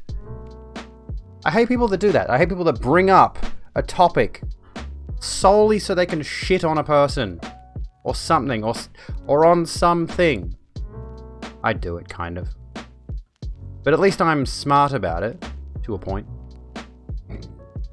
Corrupt government and corporations. Your boyfriend just wants you and that's amazing because he doesn't care what you do to your looks. Good. Good. Excuse me. Fuck. That's good. Good afternoon, Kaz. How you going? I love my look too, honestly. I'm quite proud of it. I like the way my eyes came out. Even though I've probably messed them up a bit, but I'm gonna keep trying this look. It's quite nice because the eyeliner starts at like the middle of my eye and goes out, and it looks quite nice. Contrasted with trying to do like the whole eyeliner thing, I can't do that, or just doing the top. I think I like the way this looks. This is very cute. So your man is wrong for saying you can't go completely bald? Yes. Fuck him. Or don't. Literally, don't fuck him. How dare he? Anyway. The fitness thing is very tricky because I've for a while contemplated going into a personal fitness degree, fitness and sports science degree, and learning the ins and outs of all the different exercises and really nailing down my knowledge of anatomical science. I know a decent chunk of it. I know a fair bit about metabolism, actual metabolism, by the way. For the record, this is probably going to disappoint some of you, but you don't have a slow metabolism or a fast metabolism. Your metabolism is entirely influenced by the things you're putting in your body, which can slow it down and speed it up, but you are entirely in control of your metabolism, unless you're in like a wheelchair, in which case that makes it a bit more difficult, or if you're quadriplegic, or there are some situations that can affect your metabolism on a way that's outside of your control, but by and large, everyone's metabolism is within their control. So whenever I see someone say, I've got a slow metabolism, that's why I'm overweight, or whatever, that's why I don't exercise, I'm like, bullshit. Bullshit. Absolute bullshit. Eat a banana. There's a hair on my face right here. I'm trying to get it out of my way because I keep seeing it right there on the camera. You have a stupid fast metabolism. I think mine is pretty fast, but at the same time, well, like it's fast as a result of eating less, eating healthier, moving more. That's the thing. Those three things. Eat less, move more, and the other one, don't do opium. Those are the three things you need to know for fitness. Eat less, move more, don't do opium. Very simple. That's the science, honestly, of metabolism, is what you put into your body directly affects how your metabolic processes work. So, you're fat with a fast metabolism, you eat small and often so you don't gain weight. If only you could tell the kebab shoving in your face girl that 10 years ago. You should stop smoking opium, as amazing as it is. You used to have a naturally fast metabolism, you could eat anything without getting fat, but then some doctors decided to put you on a cocktail of medication, and all of a sudden you put 50 kilos in 9 months, even though you're eating healthy. See, metabolism can be affected by those things. It definitely can be affected by those things, because, yeah, this is what happens with certain people, with, because we all know what fat is, right? For those of you who are unaware, for those of you who are out of the loop, cat, don't jump on me. I'm holding him at bay, because I don't want him to try to jump on me. Fat is energy that your body is just storing and holding on to. Hello again, Batch. How's it going? And if your metabolic processes are slowed down by, for example, eating too many carbohydrates or not moving enough, then your body starts to store that fat starts to store that energy, and that's when fat deposits grow larger, of course. An outmoded way of saving data onto CDs and floppy disks. That actually took me a second. I'm like, are you making an analogy? And I'm like, no, that's literally what that is. I'm going to pat cat. I'm just going to lean over here and pat cat for a moment. We'll try to bring camera over. Here's cat. You know what I would like? Which is not going to happen anytime soon. But I would love to, I'd love to get a PC case that's entirely glass. I also want to upgrade to having a second graphics card and twice as much RAM as I've got now. I don't know how much RAM I've got. But I want to increase the power of my PC so that I can render videos properly and get Premiere Pro and all that. Polycarbonate cases, I'll have to look those up. You're so small that for 4 years doctors told you to go on a drip feeder if you don't put the weight on. You still haven't put the weight on. Where's the drip? You walk in the doctor's just wearing full Supreme. It's like, I'm finally on the drip, doc. That's a bad joke. I should be punished for that. Bloody expensive. It would be. Dude, I would be so pissed off if I got a fully glass case and smashed the bitch.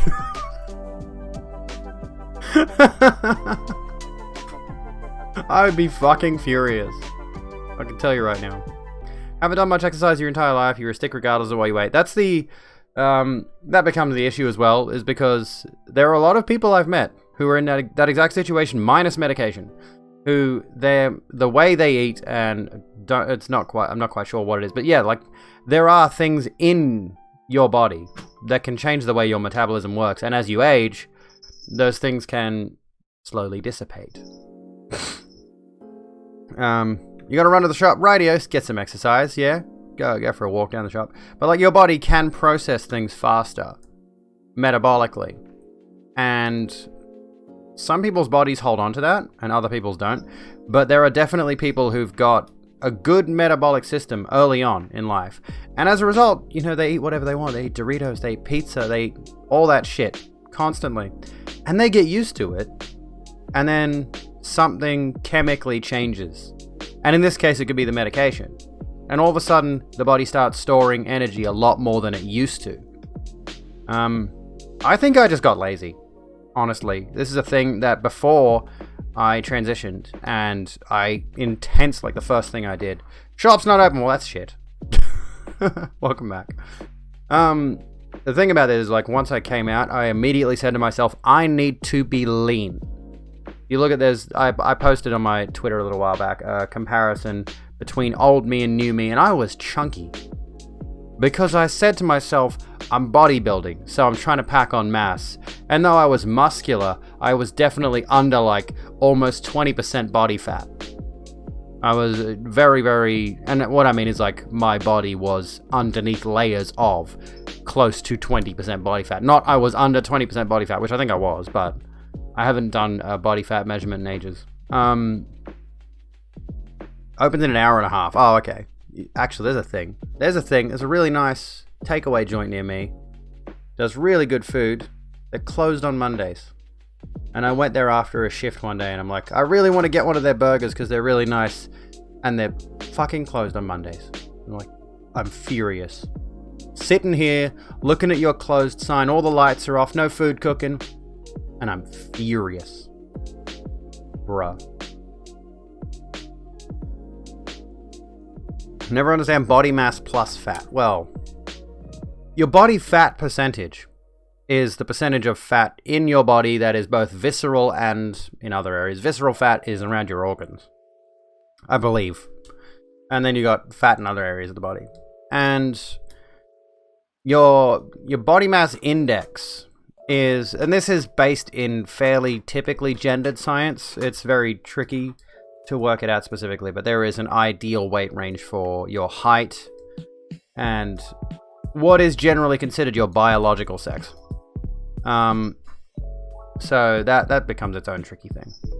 So it's your height plus the biological sex thing plus your existing weight, and then it gives you, like, there's a certain weight range, and I believe I'm within that weight range. 70 to 77 kilograms, I believe, is my ideal weight range. I'm on the lower end of that at the moment. That healthy weight range. Since lockdown, you've gained exactly 1/4 of a stone, then lost it all straight away. I mean, that's a good thing, right? Losing it all straight away. 10 kilos in 3 days. I feel like that's a... You must be exaggerating. That's a lot, though. And I feel like I've been fortunate to specifically figure that I wanted to lose weight, and the good thing is, of course, I know how to do it. Like, the good thing is I know exactly how to do it. I've learned over years of research and going to university and learning the most basic parts about metabolism and dietary science. So I never actually did a full bachelor's degree in this, but I did an introductory thing. So the two things that I went to university for in this introductory course, which was 1 year long, or was it 6 months? I can't recall. I learned... I think it was science. It was like science, chemistry, body science, basically. to sum up. I can't remember what the exact course was called. But we went over all of it was for nursing. So the idea was to give you the basics of what you'd need to know for nursing. And we went into all the stuff about BMI and metabolism and all of that kind of stuff. And then the other one was, of course, sociology. So it makes sense that the two things I'm the most passionate about now are things that I've gone to uni for in the past and intend to go to uni for in the future. So calling them up tomorrow, fingers crossed I can actually get through. Pride, what up? Them some pride colors. I like seeing that. You're under 6 stone and you're 5'3". Don't know what that means. Neither do I. I don't know what the point of the stone system is. Can we just go to metric? Can everyone in the world just go to metric, please? It's the best system. We know it's the best system. Come on. Alright, I've been putting off the minimum wage discourse. Should we put on the minimum wage discourse? Oh, it's too long! Okay, minimum wage. Let's talk minimum wage. Let's move it on. Stream marker. I don't think I put a stream marker for the fitness one, so fuck me dead. Sorry. Metric is worse than Imperial, yes. In Skyrim, I chose the metric system over the Imperials. Do not applaud that. Do not applaud that. Also, Ulfric Stormcloak is absolutely a white supremacist. Stones are the best. What kind of stone? Was it? Yeah, I think it was just like 20 kilos. It wasn't a whole lot. That's not part of metric, no. Well, I mean, we did use stone here for a bit in Australia, but now we just measure by kilograms. Slow clap. That's all I deserve. That's all I deserve.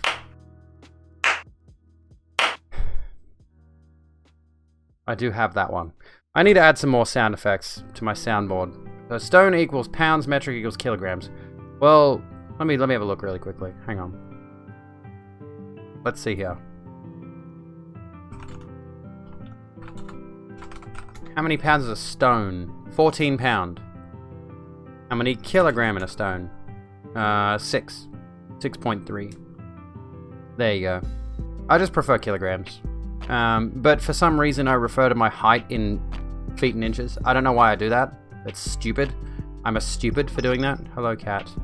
Can you make up your fucking mind or I'm going to lock you in another room because you can't decide where you want to be? The thing about metric, the thing that's good about metric, we'll get to the minimum wage, I promise. What was I going to say? Metric is based on like the rule of tens. It's so easy. Everything's on the rule of tens in metric. You know, if you're measuring a meter, that's 100 centimeters. A centimeter is 10 millimeters. Like, it's all so basic. And then you got, I don't know, feet, inches, and yards, and all that other shit in Imperial, and it's all a mess of different numbers that you got to remember. Like, I can't be fucked remembering all, like, a foot is 12 inches, and blah, blah, blah, blah, blah. I think it really gets you about the whole everyone needs to work or they can starve mentality is you're currently working yourself to death again. Work for you is simply too stressful and takes far too much out of you. That's understandable. And I'm going to say a very controversial point about this to start us off on the minimum wage discussion. Hey, you, be nice, exactly. Exactly, everyone be nice. Everyone be nice. Be kind to one another. Be kind to yourselves and each other. Be good. This is a nice place for nice people. I'm going to say this right now. There's a very heavily institutionalized hatred towards people who do not want to work. And that, like this whole idea that people should be denied certain basic rights because they do not want to work in the capitalistic system we live in is absurd. Like, there are a lot of people out there who are, you know, even themselves are working themselves to the bone for barely minimum wage. Right? People who are working in grindy jobs that destroy your soul and all of that kind of stuff still have this mindset of you should be working or you are a useless member of society and thereby you don't need shelter and food and money and support and any of these social systems that we take for granted. And that is such a messed up mindset to have. Like, we absolutely should allow people who do not feel that the system we live in befits them on a professional level. It's intrinsically saying, you know what, fuck artists and fuck musicians any sort of creative types. They should be in the factory next to me for 12 hours a day making fucking toys. Or whatever it is they do in factories. I don't know, making clothes, mining, or be on the shop floor of a grocery store. Like, it's just... anyone who doesn't fit in that mold, apparently, does not deserve rights. Unless you are going to work, you don't deserve to live. That's the kind of mindset these people have. Or like you don't deserve to have the comforts of just having shelter, a loaf of bread. You know? See, I'm fortunate that I am autistic as all fuck, and thus I am eligible for disability. Because, quite frankly, the issue is there's no jobs around me. I do work though, just it's not an ideal situation. I'm not making anywhere near as much money as I would like to. But yeah, I think, and it's a privileged viewpoint too. It's a very privileged viewpoint, often given by people who fell ass backwards into a full-time position. It's often people who've got a job that, quite frankly, they more often than not didn't actually need to do a whole lot to get into. And there are a lot of people who struggle to even find a job in the first place. Any sort of work whatsoever. And the system is intrinsically biased against them for numerous reasons, whether that be their gender, their sex, their age, their race, disability, any of those kinds of things. What up, Unholy Cleo? How you doing?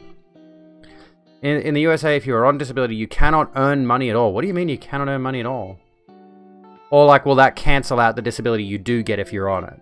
Because here in Australia, if you are working, you have to report what you're earning, and that will take money away from the disability income.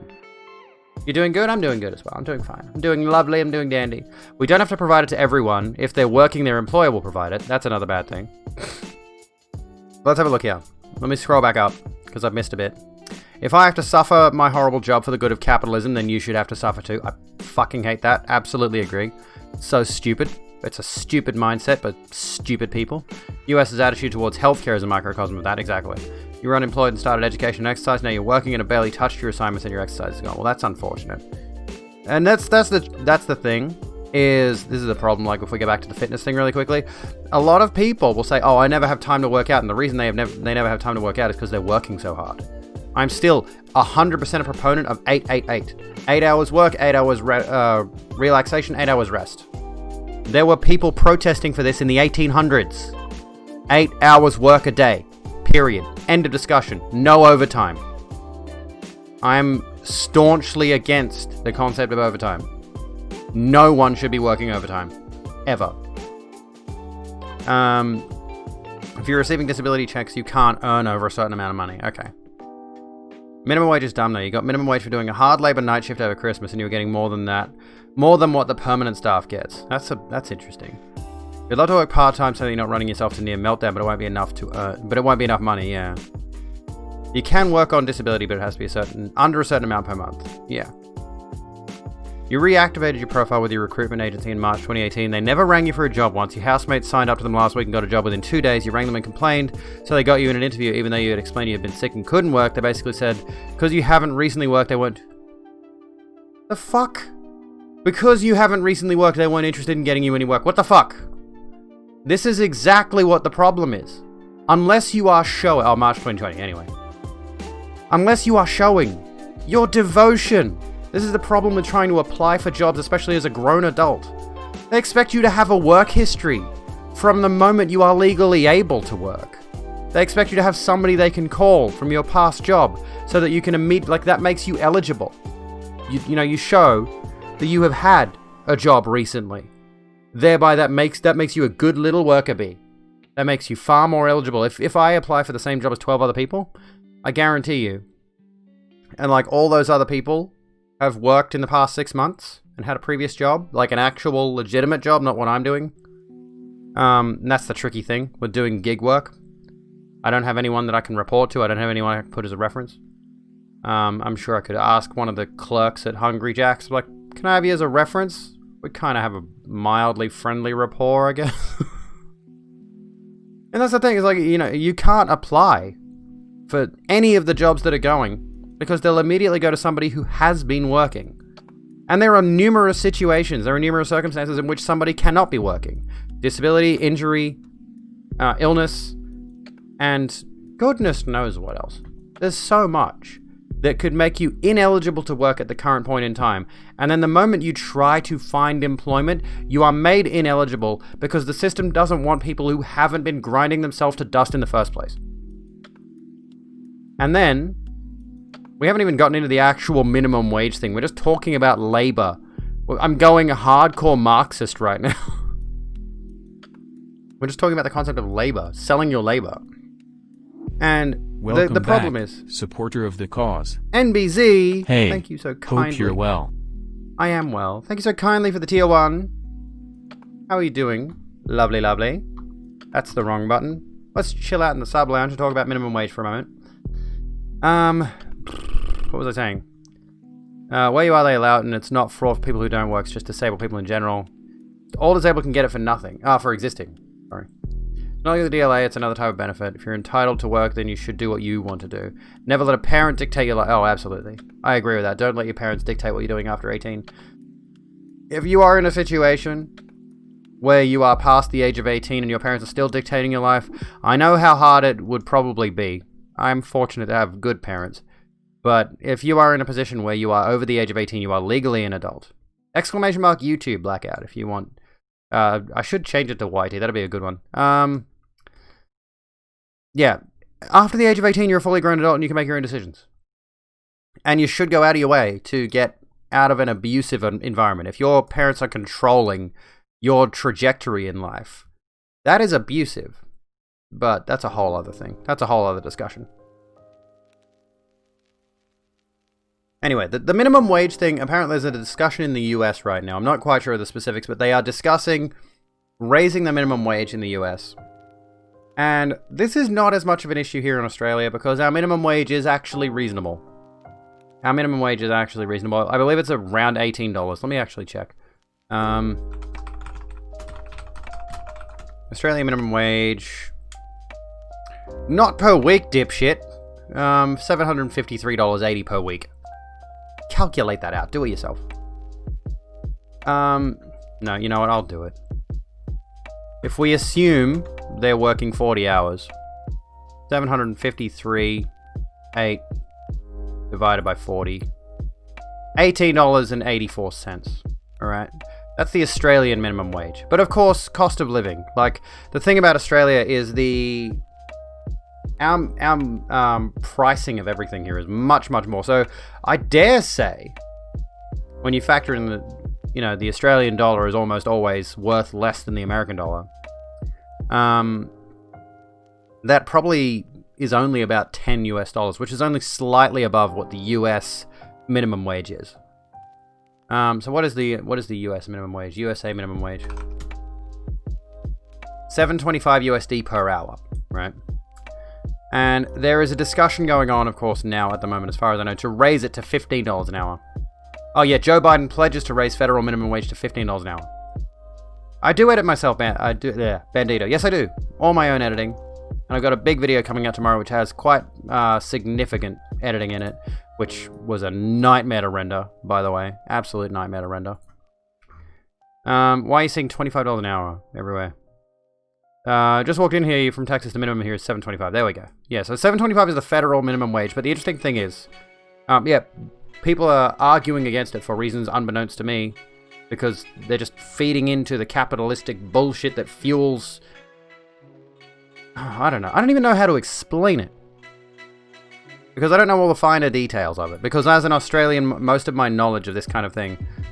Let's start with one of the common talking points that I absolutely hate. The idea that certain jobs are for teens in school. Okay?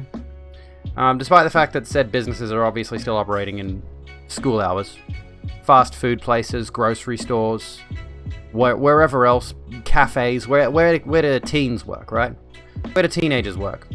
Those places still have to operate while those kids are in class. So, if you have a teenager earning $7.25 an hour and a 28-year-old woman earning $7.25 an hour in the same job, And the situation is, of course, they need those people to be earning a livable wage, because you can't expect someone to work, say, 8 hours a day, making 7, and we know that the cost of living is much higher than the minimum wage can cover. If you're working 40 hours a week, earning $7.25 an hour, let me do some mathematics here. I know for a fact, $7.25 times 40, not 42, 40, is $290 a week. And I'm routinely hearing about people where it's like, that is their rent for the week. That's their entire rent gone. Like, that's their entire, multiply that by 4. This is how much I'm going to be paying in rent. $1,160 a month. That is rent for a lot of people, especially in low-income areas. And, like, low income doesn't mean low cost of living. It means this is where the poor people live. And we're going to try to price them out of it and create more homelessness.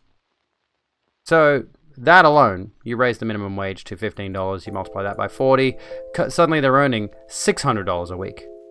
And you subtract their $290 that they used to pay for rent, and they've got $310 left over, and they can actually buy food. What's wrong with earning a skill-based wage? Does it require no skill whatsoever to stock shelves, to serve coffee, to work at a checkout? Does it require no skill? Is there no skill involved in any of that? Because I 100% believe that entry-level jobs are absolutely skill-based jobs. Absolutely. You might go in there and have no technical skill of your own, but it absolutely is a skill to be able to do these different entry-level jobs. Entry-level jobs, yes. Am I complaining about housing? I'll always complain about housing. Fuck landlords. Fuck the rental system. And fuck the minimum wage that is never enough to cover. If I had to, based on my old job that I used to work, if I didn't have my disability supplement that I do get, I would have been incredibly broke. We hope you enjoy your Princess stay. Lyrael, welcome to the Rogue Room. Sit down, grab a drink, chill out with us. We hope you're having a good one. If I was just working that old job, which only let me have 28 hours a week, I could not get above that. And if you reduced your hours, they wouldn't give them back to you. Right? Hello. Welcome in. I would only be allowed to work 28 hours a week. And where's my calculator? My rent at the time, still around the same as it is now, $275 times 4. No, that's not right. Well, get rid of that. What was I earning? Let me think what I was earning. Around about $550 a week, I think. And $550, it's actually probably works out about as much as I'm earning now with everything else that I'm getting. Minus $275. So that was half of my income. Was just my rent. Not factoring in fuel, not factoring in groceries, electricity, internet, phone bill.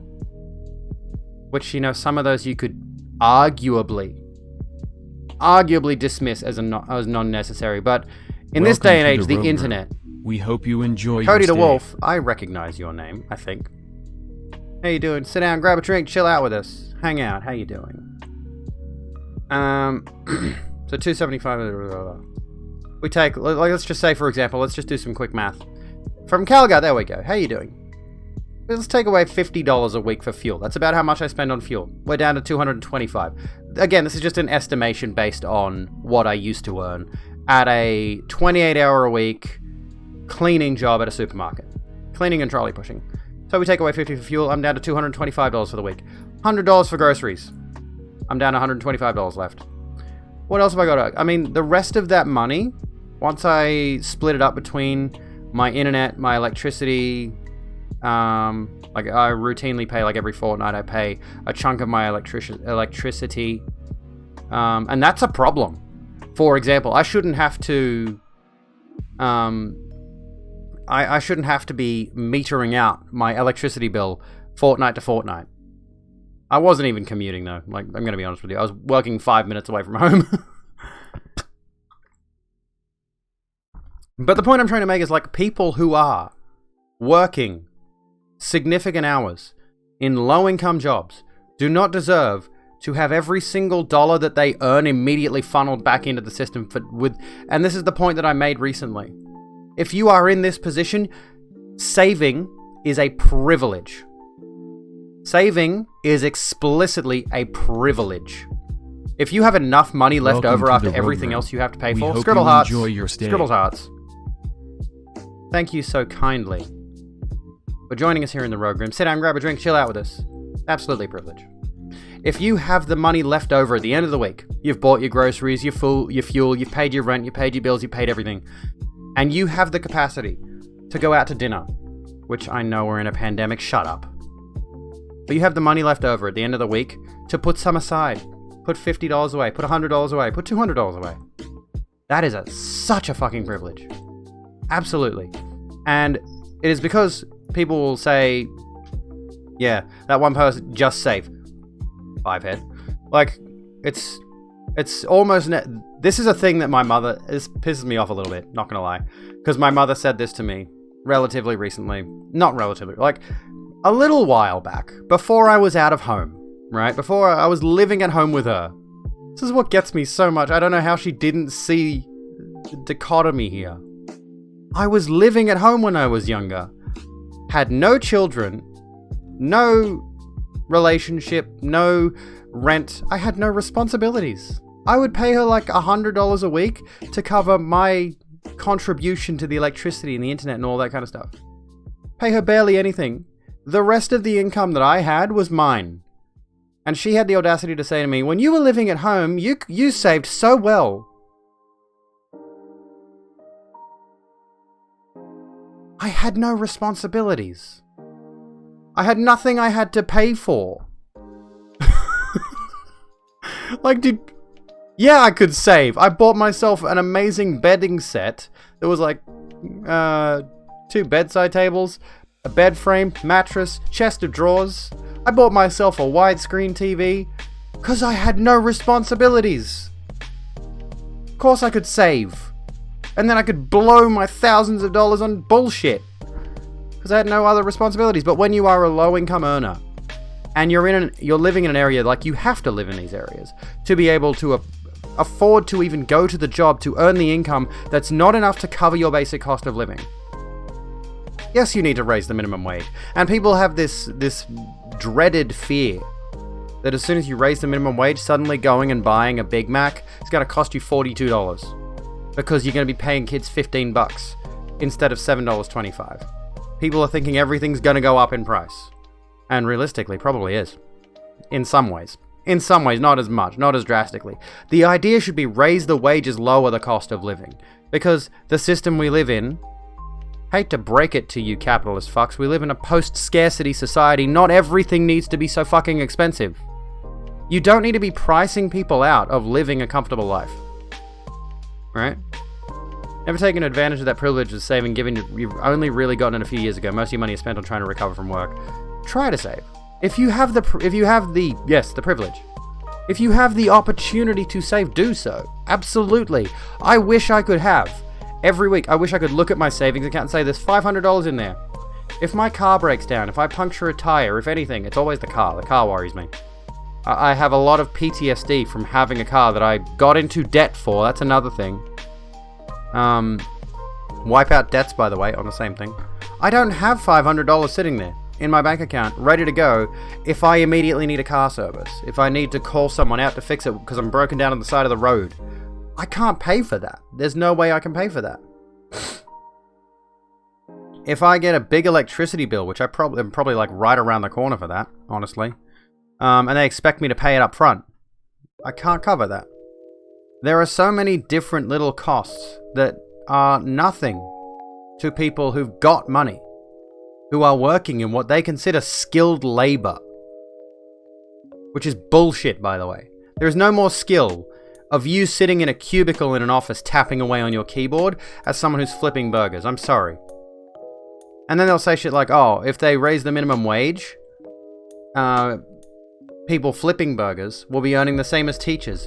Does that not say to you the wages of teachers should be raised? I mean, yeah. And I've heard that from my mother, actually, regarding certain teachers, certain positions in teaching are very woefully underpaid. Let me see what this is. There's a picture here. Okay. That's nothing. I don't care about that. But corporations should pay tax. They earn billions and still get money from the government. Yeah, that's part of the problem, isn't it? Part of the system. They earn billions and still get money from the government. We shouldn't have to pay so much tax if they fucking paid some. Churches should absolutely be taxed. Absolutely. It's ridiculous. Good portion of us don't actually pay taxes. Income falls under the basic deduction. Enforcing those taxes should happen. Yes. Tax the rich. Tax the rich more. What are you doing, cat? My cat's licking at my leg. Stop that. So, the thing about minimum wage that a lot of people love to overlook, a lot of people love to ignore this particular part of things. I forget who exactly it was. Let me just quickly Google it because I have access to Google Chrome because I'm a person that keeps their browser open.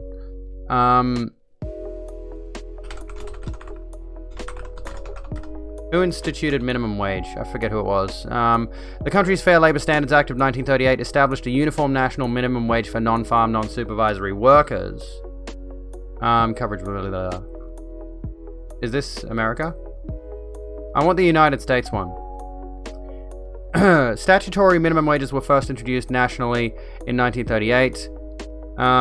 No business which depends for existence on paying less than living wages to its workers has any right to continue in this country. That's from President Franklin Delano Roosevelt in 1933. So the original idea of minimum wage was to provide a basic standard of living. The idea was you would go into a minimum wage job, you would earn enough income to be able to live off it. Pay your rent, pay your bills, pay your groceries, any other cost of living expenses covered by the work, by the labor you were doing at minimum wage at that 40 hours a week, 8-hour days. You know, you're getting paid the basic standard of living. That's the point. So anyone arguing against that is a fuckwit.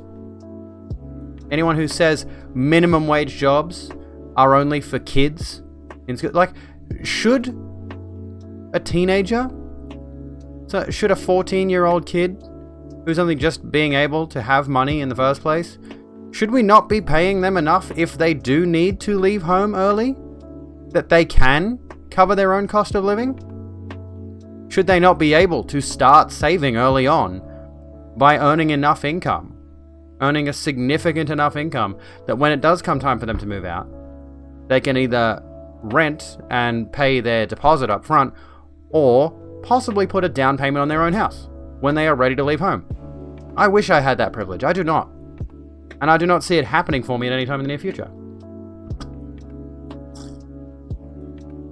Because if the rich were taxed properly, we could do things like universal basic income, and then you could recover and look for a part-time position. Exactly. Exactly. And the cost of living in most first world countries. There are 9 countries with no minimum wage: Iceland, Norway, Sweden, Finland, Denmark, Austria, Germany, Italy, Switzerland. 5 of the 9 have a lower unemployment rate than Luxembourg, the best of the other group. I'm not sure if that's an argument in favor or against minimum wage. But of course the situation is, you're moving to Finland, well that's lovely. I do believe, of course, the political Welcome to system. the Rogue Room. We hope you enjoy your stay. Oscar the Squid Queen. Welcome to the Rogue Room. Sit down, grab a drink, chill out with us. We hope you're having a good one. You should have been able to recover while you were unemployed, but you couldn't because you were constantly stressed out about finding a new job. Well, that too. The mental toll, like if you're injured, for example, if you're off work injured or ill, and you lose your job, then you do have the mental stress on top of the physical stress. And that factors into worsening health conditions for you, the person trying to find work so that you can continue living, which is difficult. How is everyone? I hope everyone's well. How is everyone? How are you guys doing? How are you folks doing? Let's not use the term guys. I'm going to be that person. I'm going to be that asshole. Like, I don't really want to use terms like guys, dudes. Even mates. I don't like the term mate to begin with. I fucking hate the word mate. But it feels like guys and dudes in particular are very masculinized terms. And I just don't want to. I'd prefer folks. Pals. Pals is good. Friends. Lovelies. It is hard to unlearn because, yeah, like the term dudes has become kind of a preferred nomenclature. And now I'm just like, I don't like it that much though, because it's very masculinized, even if it's not. I think you're gonna head to bed. Radio Envy. Thank you so kindly for being here. Have a good one. Have a good sleep. Get some rest. Don't forget to brush your teeth. So as I was saying, like the cost of living continues to go up. Wages stagnate or go down, while everything else, like fuel is a good example. Constantly going to buy fuel. It's like last week or like right now, it's $1.20 per liter, and next week it could be $1.40 per liter. But that's a bit different though, because the price of fuel fluctuates quite a lot. But another example is the cost of milk. Like last year or the year before was, oh, you know what? I think it was during the bushfires, or it was during a drought or something like that here in Australia. The major supermarkets increased their price of milk, right? Increased the price of the milk they're selling by 30 cents per... I think they increased it by 30 cents across the board, actually. And the reason they increased it was because they were under the guise of giving more money to the farmers, supporting the farmers, never mind the fact that this is the corporation selling the milk that grossly underpays the farmers who are collecting said milk, you know. So the onus should be on them to be paying more money to the farmers, not on us. And we've long since moved past that particular drought period they were using as an excuse to raise the price, and the price has still stayed higher. The price of that product has not gone back down to $3. $3 per 3 liters or whatever. It's still at $3.30. It's probably going to go up again. And that's across the board with a number of different products. I've seen them slowly inching up. Prices are inching up. People aren't earning more money, but the price of basic essentials is going up, and the wages stagnate. Companies rarely pass their savings down to the consumer. Exactly. They do not, because they know there's no benefit to them. They want all of the money. They don't want to benefit the people who are shopping there. They don't want to benefit the people who are buying the electricity or whatever. People who are paying their internet bills. They can sell it at that price. There's no incentive to drop it. Yeah, they know, like, products like that people are going to buy anyway. If there was enough of an uproar, they'd drop the price, but there isn't. No one cares. People get used to it, especially people who work in jobs that can give them enough money that they don't care about anyone who's low income. That's the sad thing, right? Let me put my lip gloss on and fuck it up. Probably. Why does this shit go crusty on my lips? The fuck am I doing wrong? I don't know if you can see it, but I swear when I go to take this off later, there's gonna be like a layer of crusty lip gloss. Prices are going up. Portion sizes are shrinking. That's true too. You pay more money. Like whenever you see a value pack, like, oh, you get 20% more of this. And it's like, no, you don't. There's another product right next to you that's the same, and you've put another one next to it that's the same price, but it's on a discount. It's like, but the one over here, if I'm buying this laundry detergent that's $8, and there's one that's a little bit bigger, and it's also $8, but it's marked down. And that's the thing, is they give you a flashy yellow tag. This is marked down, this is better, you get 20% more. They're the same size. Like, fuck off. It's all subtle psychological manipulation to make you think you're actually getting a better deal than you are. You need a clean mammoth? Sounds good. Sounds good. Have a good time cleaning. I've found I actually enjoy cleaning a bit lately. As someone who hated working in a job where cleaning was the job, I actually don't mind keeping things clean now. There's a bit of mess in this room. I need to get rid of a few things as well. But cleaning has actually become quite cathartic in some ways. Picking everything up, vacuuming, wiping everything down. A little bit nice. Put this music on. I need to get some like Bluetooth speakers for my house. And just like have my music connected to my PC, run it through the house. Have my scented candles on, clean. I sound so boring. Jesus Christ. You once took a picture in store of a product that was on sale for 0% off and the sale price was the same as the regular tag. That reminds me of actually the price of... I remember this because I used to buy them excessively, right? Some supermarkets do this thing where they're just like, oh, this price has been marked down as of this date. was marked down X amount of dollars as of this date. And the one that really always got me whenever I would see this, usually in Coles, which is one of the two major supermarket chains in Australia. The cost of a 4-pack of Mother energy drink, right? Not Monster, Mother, different brand, used to be like $10. And then at some point, for reasons unbeknownst to me, around about 2018, they dramatically dropped the price down to like $6.87 or $7 for a 4-pack. It has stayed at that price ever since. I'm assuming because it's an Australian-produced product, thereby it's owned by Coca-Cola or Amatil, but it is produced in Australia, so thereby it's cheaper. They dropped that price 3 fucking years ago now. And like every Coles I go to still has this tag that says, this product has been marked down 3 years ago. They're still trying to sell you on this product being marked down in price 3 years ago. Why? I don't know. There should be a statute of limitations on this shit. So what did I miss? When a product gradually gets smaller, thus containing less, but the price is raised. Oh yeah, shrinkflation. Also, Aussie minimum wage is $19.84 per hour. Is that a joke? Is that a joke? 1984. Everyone's been talking about 1984. Hydration. Thank y'all. JCPenney actually had the worst of its downfall when the new CEO tried to stop the BS sale stuff and just mark everything as the normal price. That would be nice, if they were honest. Imagine an honest corporation. Do you reckon that would be at all possible? A company that's just like, well, no, this is just the price. Deal with it or don't. Killed the company. Well, there you go. I forgot about that. Occasionally, like, you'll see a movie from an older time period, and they'll reference JCPenney. It's like, oh yeah, they used to exist. Or like whenever I see someone mention, what's that restaurant that I've forgotten the name of? Oh god, Sizzler. Whenever I hear about Sizzler nowadays, like, are they around anymore? I think there might be like one somewhere. Or Blockbuster, like the remaining Blockbuster.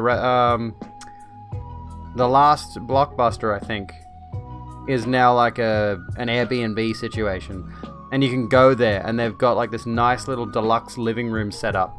You can go stay there, and they've got a library of DVDs you can pick from. If I recall correctly, let me have a look. I don't know if it's privately owned or if it's actually owned by Blockbuster. Let me have a check here.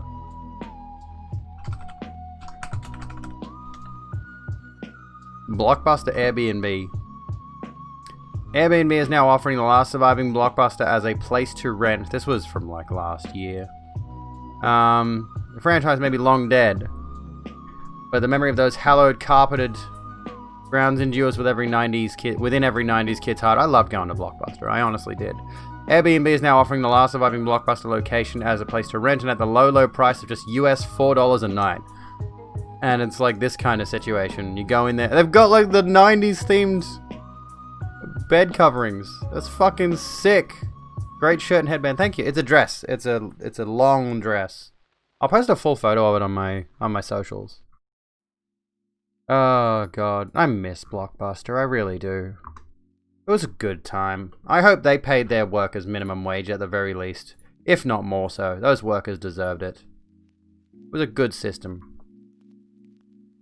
But yes, thank you. And I was wearing this today out in the yard taking apart an old rabbit hutch, and I've gotten some lovely sunburn, which is just nice. So, I think like whenever I get sunburnt, my muscles really ache. It's not just the sunburn, but like the muscles across my back here really ache. Sorbolene fixes it. I've got aloe cream in the fridge. I was considering getting an aloe vera plant for the house as well. Friday afternoons when you were a child, we go to Blockbuster and hire some video games and movies to the weekends. It was so good. Bring that back. I mean, I know we're in a pandemic, makes it a bit difficult, but bring that back, dude. The rise of the digital media industry has killed one of the most fun parts of my childhood. I know I'm getting stupid nostalgic over something that doesn't matter, but fuck me dead. Shop called CEX. I think we've got CEX here in Australia. Sell secondhand DVDs for under $5 each usually. They've got them. I think they've got one here or near me, and they have a ton of like video game stuff, a ton of older games, older game consoles, outdated stuff for pretty high prices, let's be honest. There was one last point that I wanted to make on the minimum wage thing, which really gets me, and I think this is not a thing in Australia, but if I was in America, this would absolutely piss me off, and absolutely, yes, yay for maxi dresses. By the way, I'm going to get some more maxi dresses because I love them. There's also a really good, decent length dress. Hello, Fungus, how are you doing? Sorry, I missed you there. There's also a really nice full length, sort of, I don't think it's full length, but fairly good, like I think about knee length dress that I've seen at the local Kmart, and the sleeves come down to here, and it's just this nice blue color. Totally going to get it when I have the cash, which is probably not likely to be anytime soon, but I really like it. I'm going to grab it. I'm going to add it to my collection because it's gorgeous. Anyways, the one thing I wanted to bring up on the minimum wage thing, the final thing, which is not particularly specifically related to this. Again, to reiterate our points, there's certain jobs that people consider for teens in school. Those businesses still have to operate outside of school hours. The concept of minimum wage was instituted to provide a solid standard of living for everyone working minimum wage jobs. You should be able to cover your basic cost of living with a minimum wage job. That's not the case. The cost of living continues to go up where wages stagnate or go down. And the final point I wanted to make is, this is, not specifically related, but there are tipping environments, of course, like cafes and such, where servers are expected to supplement a less than minimum wage with tips. And this is absolutely absurd. There are people who are making like $2.50 an hour working in a tipping environment and have to make up the rest of their income with tips. And that system, in my opinion, needs to completely go away. That shouldn't be a thing. That's not a thing here in Australia. Servers at restaurants are, only about $3. Servers here in Australia, my dad has spent so much time in America that he routinely tips whenever we go to eat somewhere, even though servers are paid full wages, proper wages, probably minimum wage, but full wages. And the thing is, like, if you have a slow day at work, or someone decides to not tip, because let's face it, people are assholes. Like, I keep seeing this thing that crops up occasionally, where someone will be like, oh, I work at a cafe, and someone left this fucking religious pamphlet that's made to look like a folded $20 bill. Fuck that noise. Now, of course, given that that's probably, like, the pandemic has probably killed tipping culture in general, because you can't go out anymore. But yeah, and a lot of companies take the tips. That was a thing on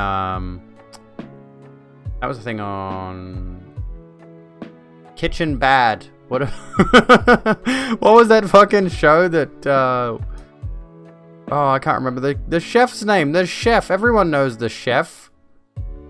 Hasn't killed it. DoorDash. That's the thing about DoorDash, right? I do menu log, and they have this thing that's like, when you sign up, like, any tips you get are yours to keep, 100%. We don't take them. It's like, Gordon Ramsay, Hell's Kitchen, that's right. The thing about that particular restaurant where they were taking the tips off the servers and keeping them for the business. Load of bullshit. Gonna play some Serious Sam 4. Radio, Jeff, sounds good. Cat, stop trying to jump on my desk.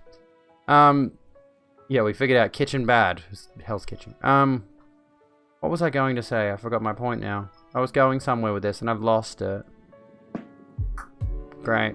The menu log thing. So they say you keep 100% of the tips, but most people don't want you to even be there when they open the door to collect their food. They want you to leave it on the balcony or whatever. Welcome to the Rogue Room. The we Flames. hope you enjoy your stay. Welcome to the Rogue Room. Chill out with us, hang out, grab a drink, sit down, have a good old time. Most people will leave a note in their order. It's just like, just leave it at the door and fuck off. So any possibility of cash tips, which I understand, no one's keeping cash nowadays. But it's like, what tips? They put it in there to cover their own asses. The menu log people put it in there to cover their own asses. Any tips you get are yours to keep, but no one's tipping menu log drivers or DoorDash drivers or any of that. Like, no one's giving us extra money. That we get paid by the company and that's it. We get paid per delivery and that's it. We get paid like transit costs. And no one no one in their right mind is having a $20 bill handy to cover their McDonald's. They are cheap cunts. They're absolutely cheap cunts.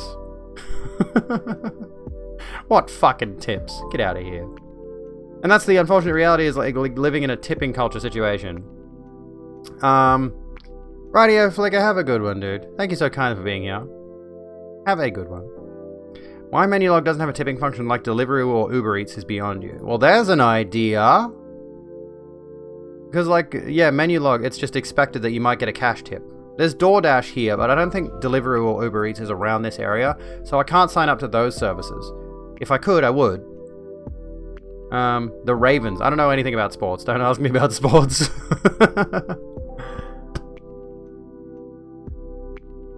How much do Uber Eats and Deliveroo take? Oh, that I couldn't help you with. See, I just get directly, like, if I go to my local grocery store, my local mall, shopping center place, where there's a bunch of food places that you can order from, and I deliver to my own neighborhood, which is literally 3 minutes away. For example, it's like $9 I get paid. If I go a couple of suburbs away, a little bit further, it goes up to about $12, maybe $13.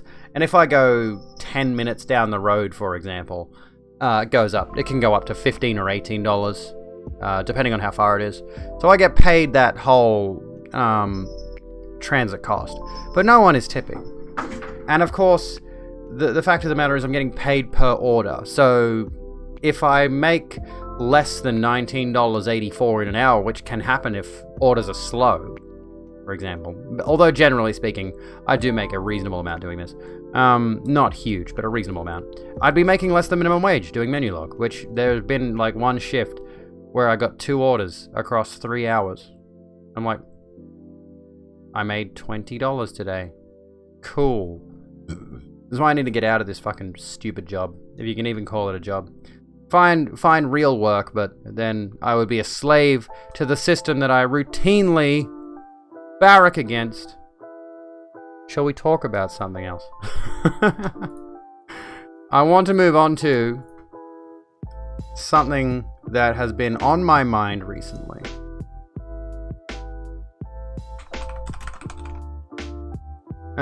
Twitch recap. Not specifically this, but this is relevant. Stream marker this. I gotta remember to do stream markers. I'm considering, by the way, for people who are mods. There are a few of you that I actually do trust. Shockingly. I'm gonna skip this song. There we go. Oh, this one's kind of relevant. Humble. This one's called Humble. I was in your top 3. Thank you, kid. I got my Twitch streamer recap and my Twitch viewer recap, and for some reason, I think it's because I have my own chat open when I stream, obviously, because you need to see your chat. I count as my top viewed streamer. It's like, that's stupid. Why is that in there? But it's not so much about the recap itself as it is something I saw on a Facebook group, of course, because Facebook's full of toxic fucking assholes. I wanted to talk about the concept of, first and foremost, how negative putting something out like this is. Putting something out like the Twitch recap is for streamers. Not so much for viewers, I don't think. But how toxic it is to put out this thing that everyone is, of course, going to share on social media. Because there's even a thing in here. Shout it from the rooftops, or put it on your fridge, or share it on social. Do whatever you want with it. They say in the email. I don't know if I can show this, because I don't think there's any personal details on the screen. But they gave you this email. They gave you your Twitch recap. Because they knew you would share these statistics. They knew you would share these analytics. And as a result, what happens is you've got a bunch of people, especially on Discord groups, Facebook groups, Twitter, and probably Instagram, I don't know, all of these things, sharing these stats. And what happens? You get people responding to them. And those people are responding with, oh, I wish my stats were that good. People lamenting how badly they've done throughout the year. People saying, oh, I've lost followers instead of gaining them. Oh, I didn't get that many hours watched. I didn't have unique viewership. Any of this shit. Oh, you got a level 5 hype train? This is bullshit. When did I ever have... This says the 7th of the 1st I got a level 5 hype train. Bullshit. I don't remember that at all. And that's the reality of the situation, is this kind of thing that they've put out there is has stirred up the streaming community, created more drama, created more toxicity, created more vitriol. Everyone's turning against each other yet again, as always. And one of the things that I really want to bring up, I'm not going to mention this person by name, they're an arrogant fucking cunt. And I mentioned this on Twitter. I said, don't be an arrogant cunt. I think I said that specific wording.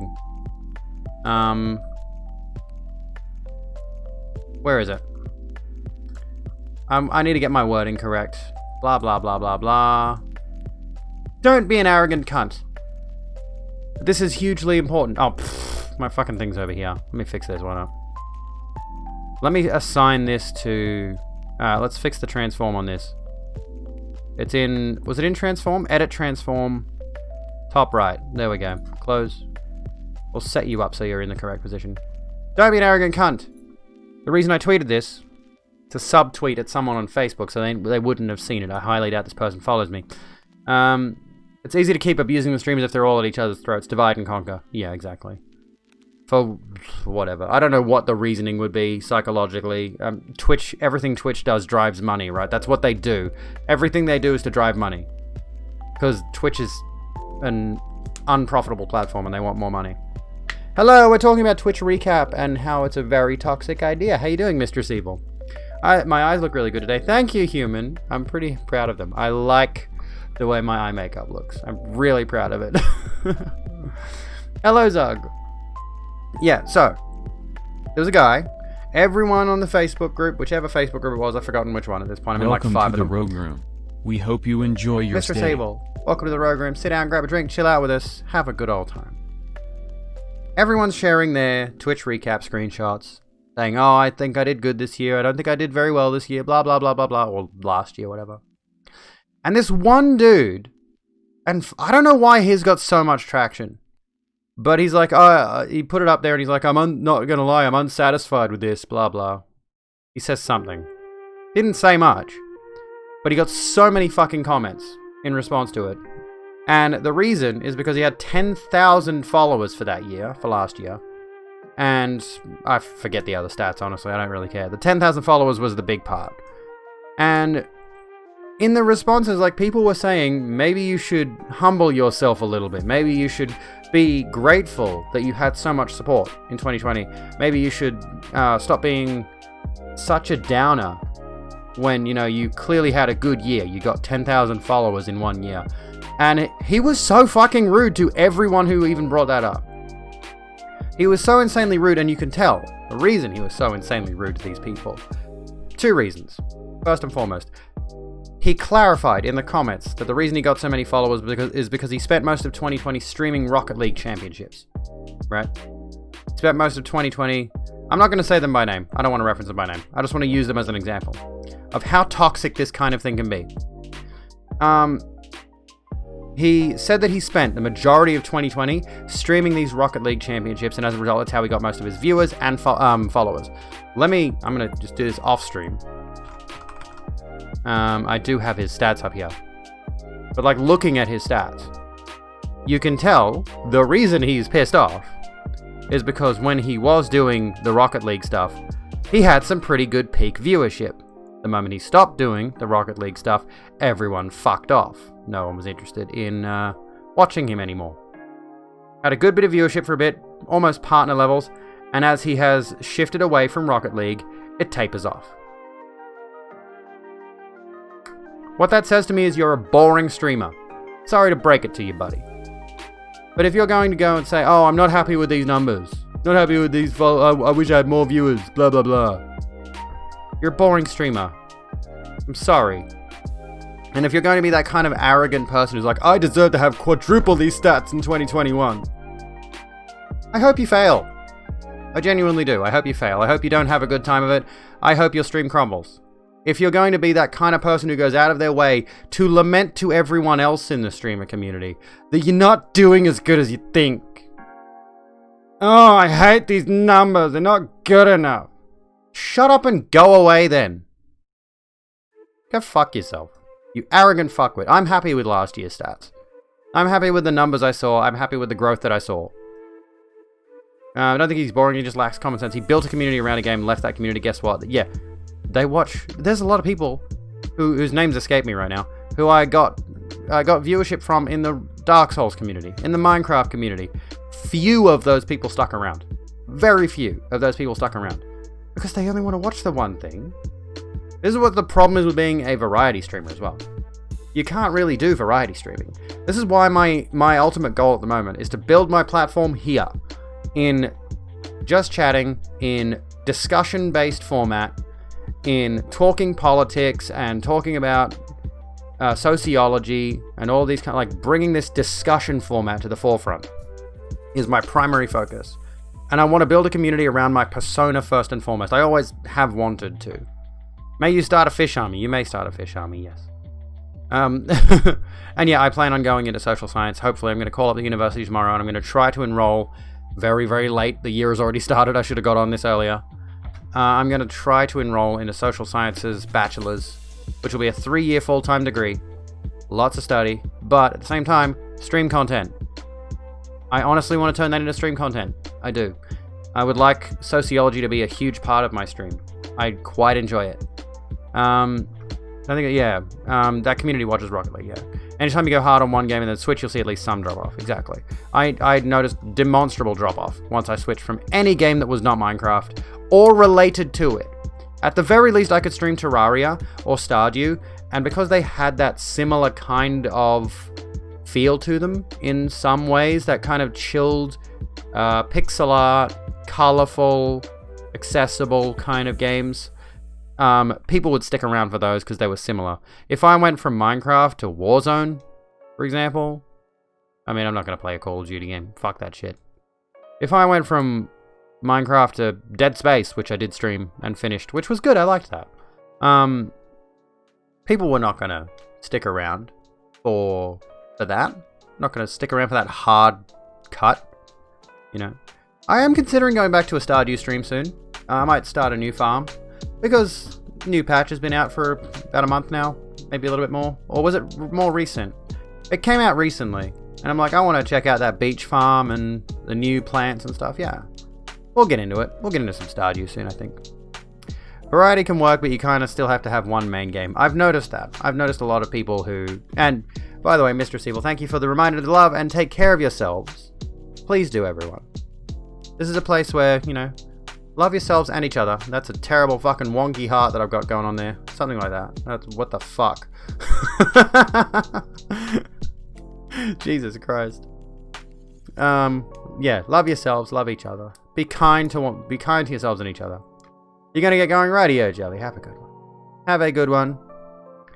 You enjoy my new format? I'm glad you think I speak really well. I'm quite proud of my ability to speak lately. I think it's developing quite a lot since doing this format, since being able to rattle off these points. It's actually probably helped my video production a bit. There are a few particularly good points in the latest video, which I'm rather proud of. I'm going to try to improve my presentational style in the next video. I did do quite well in this one that I just did, but there are numerous points throughout the video where you can see I'm reading the teleprompter, and that pisses me off. So I need to figure that out. I need to like learn to memorize my scripts a bit more and only look at the teleprompter when I'm sort of like refreshing my memory kind of thing.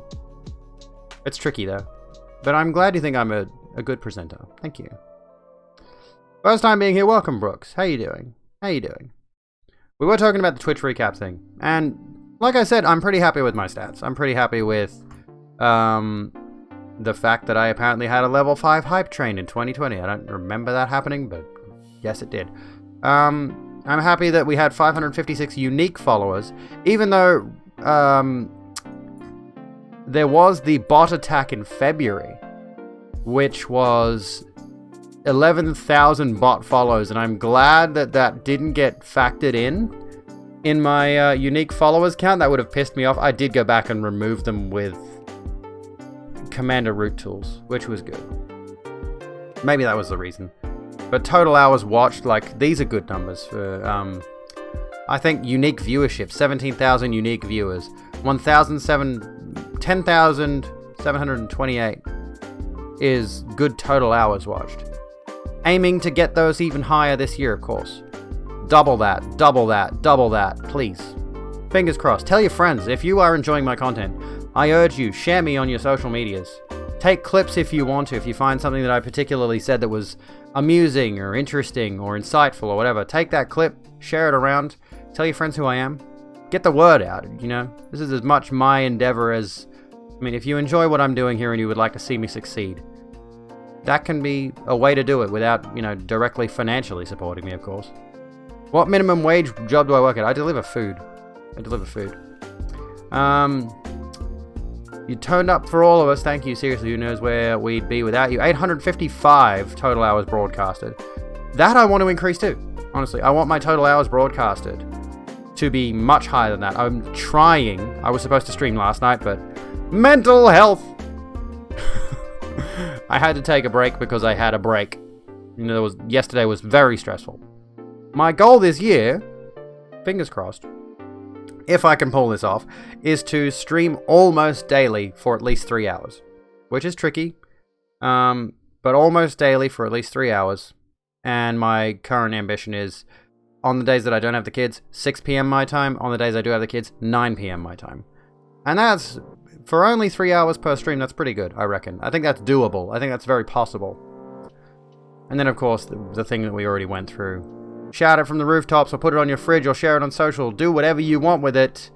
And everyone was sharing, of course, this little image here. You click on it, you bring up all the statistics, and everyone was saving this and sharing it all over Facebook and well, presumably Instagram, Twitter and all that. And it, of course, kicked off all that jealousy, that envy of other people who had had a better year in streaming than they had.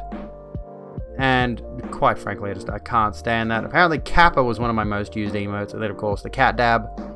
What would I do once my channel grows? Hopefully continue to do this on a broader scale. Like, depends what exactly you're asking. My ambition has always been to be in front of a camera and to be able to do this as a job, quite frankly. This here, let's go back to the sub goal thing for a second. This here, if I reach 315 subs, which is like the year sub goal at this point.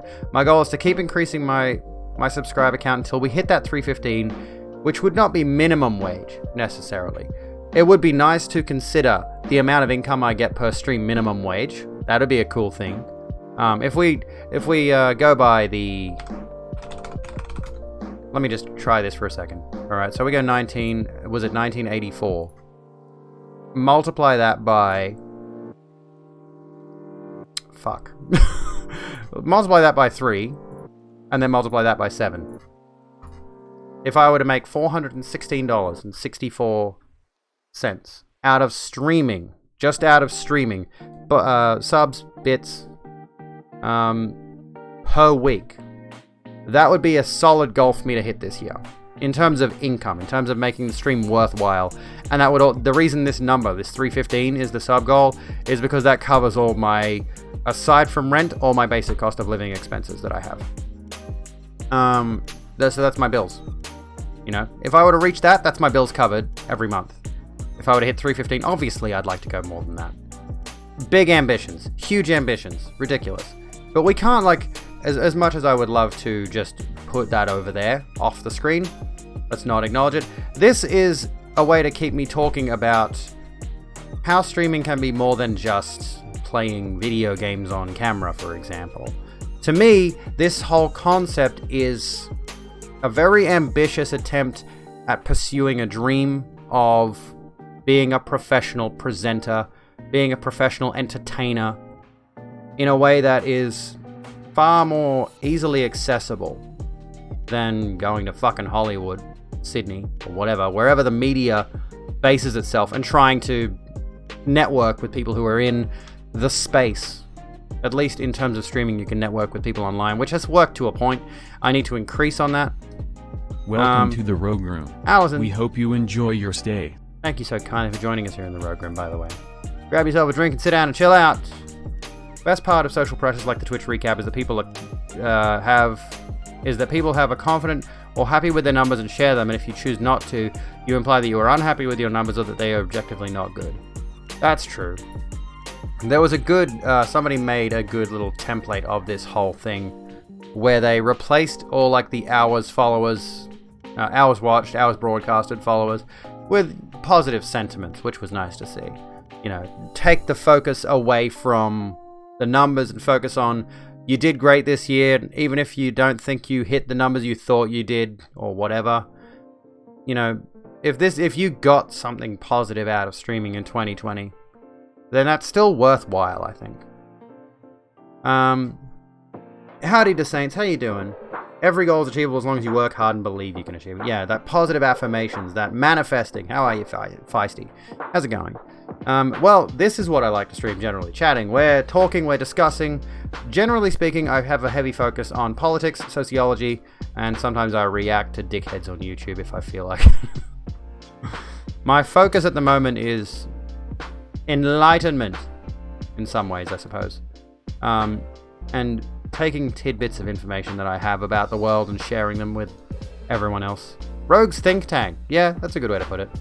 Speaking of, I still need to do Up Late with Rogue as a logo. I haven't done that yet. I was meant to. I should have done that last night, but seriously, editing the latest video, the video essay, I decided in all my infinite wisdom, you know what? Since we've done Twitch recap, we'll stop that now. Ugh, I'm hungry. Apparently, my stomach is churning. Winding down. Here we go. This will be like the tail end of the stream now. So yeah, we got like 20-ish minutes left of stream, so I'm gonna call this bit winding down. I'm also gonna put a stream marker in, just because I need to get into the habit of that. I might also move my stream deck forward onto my desk a little bit more, or it's on my desk, but I need it to be closer so I can hit the buttons better. Yeah, I decided, you know, in my infinite wisdom as a video editor, because I couldn't render the full video in one go. It was bugging out like crazy. I don't know what the problem was. And in the process of trying to figure out how to fix this issue, I fucked up the audio in the intro to the video. So like the first 1 minute or so, there is a segment where the audio is very chippy and gross and ugly to listen to. Power through it. It's only like 20 seconds, please. So it's when I'm speaking. So when I'm not speaking, that's not a problem. But I don't know what happened. But when the video releases, power through it for me. There's also like very towards the tail end, about 3 seconds of freeze frame that I can't control. I don't know what happened. I'm sorry. I tried my best with this fucking video. And Vegas Pro, the editing software I use, absolutely broke on me. And I thought, I'll render the video 1 minute at a time, put all the 1 minute segments, sorry I punched the mic, put all the 1 minute segments into one video, and then render that. That'll solve the problem, because the issue I was having was that rendering the full video in Vegas with all the different layers of effects, or like, it wasn't really effects, like images, text, music in the background and all that, all the different layers I guess was too much for Vegas Pro, and it would keep freezing its render on certain frames, and I was going in and trying to salvage it so that it could get through those segments, and ultimately it was just ruining the whole video. I couldn't render it at all, I couldn't save it. So I tried an alternative method which eventually allowed me to render it properly, and it came out with a couple of glitches in it. It's such a pain. You'd recommend DaVinci Resolve? I'll give it a look. Honestly. I want to go back to Premiere Pro. I never had any major issues with that, but I don't have Adobe money. And I'm not allowed to talk about sailing the 7 seas on Twitch. That will probably get me banned, but I've strongly contemplated grabbing the old tricorn hat out and dusting it off, going, yo ho ho, pirate's life for me. Very subtle there, Rogue. Very, very subtle suggestion that you're going to steal from a major corporation that absolutely has a stranglehold on video editing and all of that garbage. Any of those other things. I'll give DaVinci Resolve a look. I don't know if I've tried it or not. Have I tried that one? Be a lot true. If I need it, I can get it for a student discount. Get on the boat to be a wench. Yes, please. DaVinci Resolve. Let's have a look. By Blackmagic Design. Could be an interesting idea to try something different, something new. Because the Vegas Pro version I've got is 15, which is several years out of date at this point. And I got that in a Humble Bundle. And it's been nothing but problems, honestly. Like, if you have a video that has a variable frame rate, so you got to go in. If you want to have a smooth editing process, you'd have to take the video file, put it into Handbrake, set it to constant frame rate, so the frame rate throughout the video is solid, and then import the video into, by the way, the process of doing that is incredibly painstaking and slow. And then you could take the file into Vegas Pro. If you don't do that, Vegas has a tendency to run really, really, really slowly and skips a lot, and you can't get a proper grasp on everything that's happening. Also, I think my audio is off by like a millisecond throughout the video, so chapter title cards will come up earlier than they're supposed to. It's a fucking mess. Anyway, you're off to sleep. Keep dropping your phone and waking yourself up. Alright, have a good one, Azera. We're going to end in like 15 minutes, I think. I don't have many other things to talk about, so we're just sort of like rambling about the video editing process, which I hope you'll like it when the video releases. I'm hoping at least in the next day or two. I'm going to do my SEO tomorrow. That'll be the last major thing, and my closed captions. It absolutely is a mess. And you like it when I speak. Thank you. Thank you. What would I recommend as an editing software that's cheap? Not Vegas Pro. Which even then, I don't think it is cheap. I don't think Vegas Pro is cheap. It's actually a couple $100. But I got, like I said, I got it for a Humble Bundle a couple of years ago where it was like already an outdated version, but I paid $30 and I got a bunch of things. But that's really the only, aside from Premiere Pro, that's the only major video editing software I've actually tried.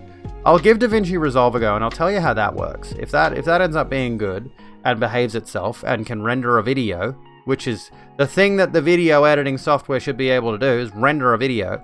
I'll recommend that most likely. But other than that, I've tried a few other really, a lot of the free alternatives I have tried didn't seem to have the options I needed.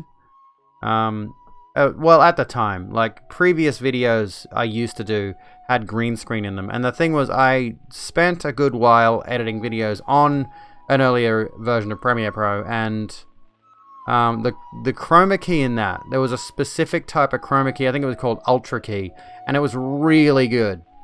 It was like a smart keying filter or whatever, and it figured everything out for you. You didn't have to do a damn thing. No other software aside from Premiere Pro seems to have that, which is such a pain. Yeah, Ultra Key is fucking good. If I ever need to do green screen stuff again, I'm going to have to get Premiere Pro. I'm going to have to. Because, I mean, obviously, here in OBS, the green screen's alright. But if I'm going to do, like, chroma key in a video, and I want it to look good, I'll record against the green screen, not using an OBS filter. Which is, honestly, yeah, like, quite... OBS's green screen filter is not bad. But Ultra Key is just on another level. It's unfathomable how it works. Quite honestly. But that's just me as someone who does not have the technical knowledge of how exactly chroma key works. So then. Oh, you know what? Here's a quick thing. If I can read this, if it'll let me read this, let me just close these real quick. I just remembered something. Before we go away, Jason Schreier put out another one of these particular articles about the unfortunate release of Cyberpunk 2077. I wanted to touch on this briefly, because this is just amazing. Because this reads, honestly, spoiler alert, this reads very similarly to his article on Anthem. I don't know if you guys remember his article on Anthem, but that was spectacular, and it's kind of amazing. I think he's also done a couple of others on similar games. I can't remember which ones they were. This is very endemic of the state of the games industry, that these exact issues keep cropping up. So we'll go through this very briefly.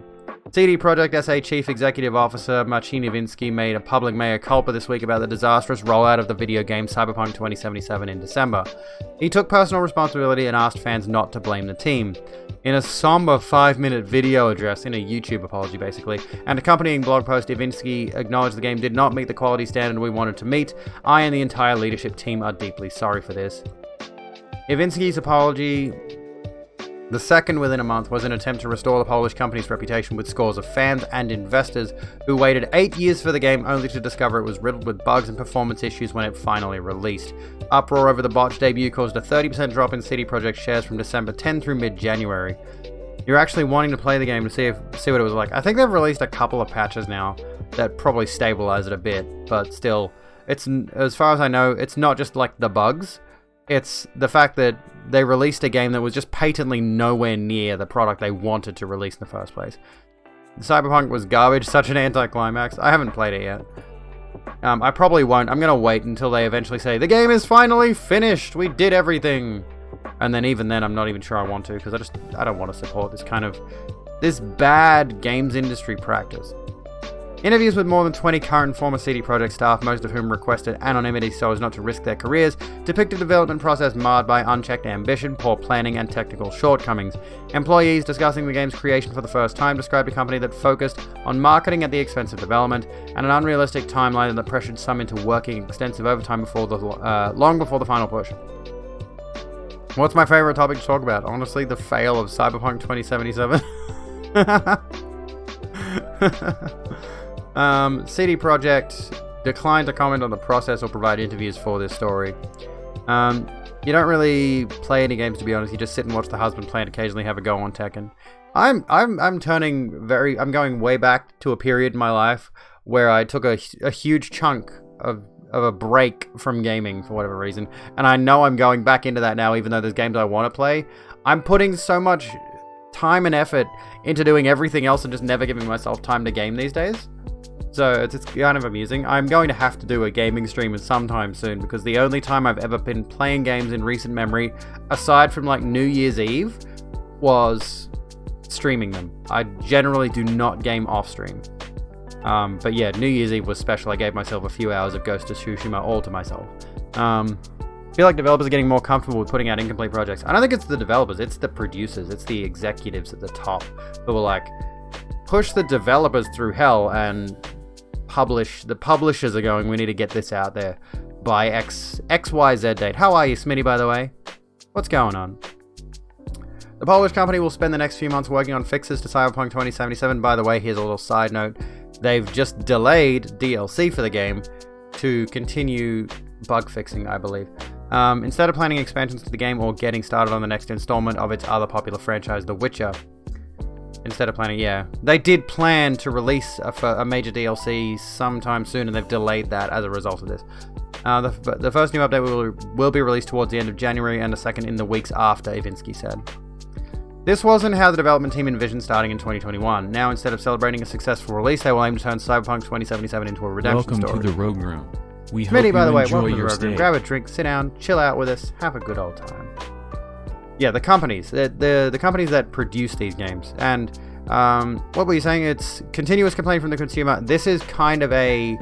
Oh, you don't need to worry about following. Thank you so much. The situation is kind of cyclical. This is the issue with this kind of thing. Is they've had 8 years of hype for this game. Right? They had 8 years of hype. Built up over a long period of time. They were, like they said earlier in the article, spending so much money on marketing.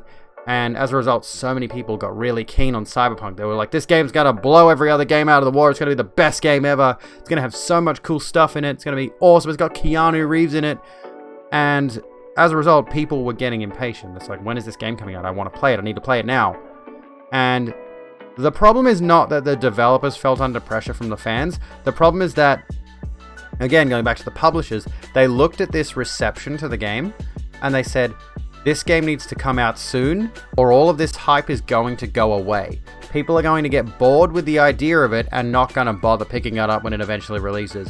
So the publishers said to CD Projekt Red, or the investors, or whoever it was, were like, you need to get this game out the door, or we're going to start pulling funding for it. And as a result, what we have is the December 10... And so, like I said, it's cyclical. You've got the investors pushing the developers to get the game done, and the developers are trying to get a quality product out that the fans are excessively hyped for, and the investors see that hype, and it just goes around and around and around and around. And then eventually the investors go, stop. We need the game out now. We need the money. We need the income now. And as a result, it's had a huge blowback on CD Projekt Red on a financial level. You also don't really play games with your friend, and you have a tradition where you take a few days off work for a new game. We haven't seen each other in 8 months. So it was lame that Cyberpunk was a letdown, yeah. I feel sorry for everyone who was super, super excited for it, honestly. But yeah, Anthem, again, we mentioned earlier, like, this is like, this article, spoiler alert, very, very similar to the one he wrote on Anthem. Very similar situation. There's a lot of things that there were, I swear there were 2 other titles as well. I want to say one of them was Mass Effect Andromeda, which is another BioWare game, and then there was another game that had a similar situation where it was like, let's rely on, like, the big thing with the Anthem article was the mention of BioWare magic, and they mentioned this happens here as well. They were able to pull off The Witcher 3, and then as a result, CD Projekt Red had a lot of confidence. We can do this game because we did The Witcher 3. We have that magic. Anyway, they will aim to turn Cyberpunk into a redemption story. It'll be an uphill battle. Unlike competitors such as EA and Ubisoft, CD Projekt only releases one major game every few years, so the company was relying on Cyberpunk to be a significant hit. A role-playing game set in a sci-fi dystopia had a lot going for it. Warsaw-based CD Projekt was already well known for an earlier blockbuster title, The Witcher 3, obviously, and Cyberpunk benefited from a massive ad blitz and leading role from actor Keanu Reeves. Thanks to pre-launch hype, the game sold 13 million copies at $60 apiece in the first 10 days after its release. CD Projekt was, for a while, the most valuable company in Poland. Early reviews were generally good, but once players got the game in their hands, they realized it had problems on PCs and almost unplayable on consoles. It performed so poorly that Sony removed the game from the PlayStation Store and offered refunds, an unprecedented move, which is amazing because they still have Life of Black Tiger on PS Store. Go look that one up. Life of Black Tiger, that's the name of the game. While Microsoft slapped a label warning customers that they may slapped on a label warning for customers. There's a missing word there, Jason. That they may experience performance issues on Xbox One until the game is updated. CD Projekt is facing an investor lawsuit on claims they were misled. In his message, Iwinski concedes that the company underestimated the task. He said that because the Game City was so packed and the disk bandwidth of old-gen consoles is what it is, it constantly challenged us. Also, it's worth noting. You gotta go to bed, Jelly? Radio sounds good. Have a good one. Oh, I'm glad I can keep you awake. Trans Pride Worldwide and all that. Have a good rest. Oh my goodness me, my shoulders are killing me. Again, the sunburn is making me ache. I'm going to be ending shortly, though. I'm going to finish reading this, because we'll go until Bloomberg is like, you can't read anymore. So, while the company extensively tested before the game's release, Iwinski said it didn't show many of the issues players experienced. Developers who worked on the game argued otherwise, saying that many common problems were discovered. The staff just didn't have time to fix them. Cyberpunk 2077 was an ambitious project by any standard. CD Projekt's previous oh my god. You can tell I need to end stream soon because I'm stumbling over all my words again. Are you heading off too, Sep, or are you just saying goodnight to Jelly? CD Projekt's previous success, The Witcher, was set in a medieval fantasy world full of swords and spells, but everything in Cyberpunk was a departure from that framework. Cyberpunk was sci-fi rather than fantasy. Instead of third person, it was first person, I think, yeah. In which the player's character appeared on screen, Cyberpunk used a first person view. Making Cyberpunk would require CD Projekt to invest in new technology, new staff, and new techniques that they hadn't explored before. Another indication of how CD Projekt stretched things too far was that it tried to develop the engine technology behind Cyberpunk 2077, most of which was brand new, simultaneously with the game, which slowed down production. One member of the team compared the process to trying to drive a train while the tracks are being laid out in front of you at the same time. It might have gone more smoothly if the track layers had a few months head start. You're leaving? Righty, sounds good, sounds good. Have a good one. Have a lovely one. Adrian Jakubiak, a former audio programmer for CD Projekt, said one of his colleagues asked during a meeting how the company thought it would be able to pull off a technically more challenging project in the same time frame as The Witcher. Someone answered, "We'll figure it out along the way," he said.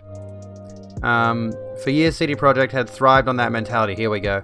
But this time, the company wasn't able to pull it off. I knew it wasn't going to go well, said Jakubiak. I didn't know how disastrous it would be. So this comes back to that Anthem thing, the BioWare magic situation. These companies get this idea in their head of like, oh, we'll just get it done. We'll figure it out, you know. And that poor planning is exactly the kind of situation that led to the Star Wars sequel trilogy. Part of the fans' disappointment is proportional to the amount of time they spent waiting for the game. Although Cyberpunk was announced in 2012, I thought that was 2002 for a second. I'm like, Jesus Christ. The company was then still mainly focused on its last title, and full development didn't start till late 2016. So the game didn't even have a full 4 years. Had 3 years of dev, right? A game of this ambition needed far more time.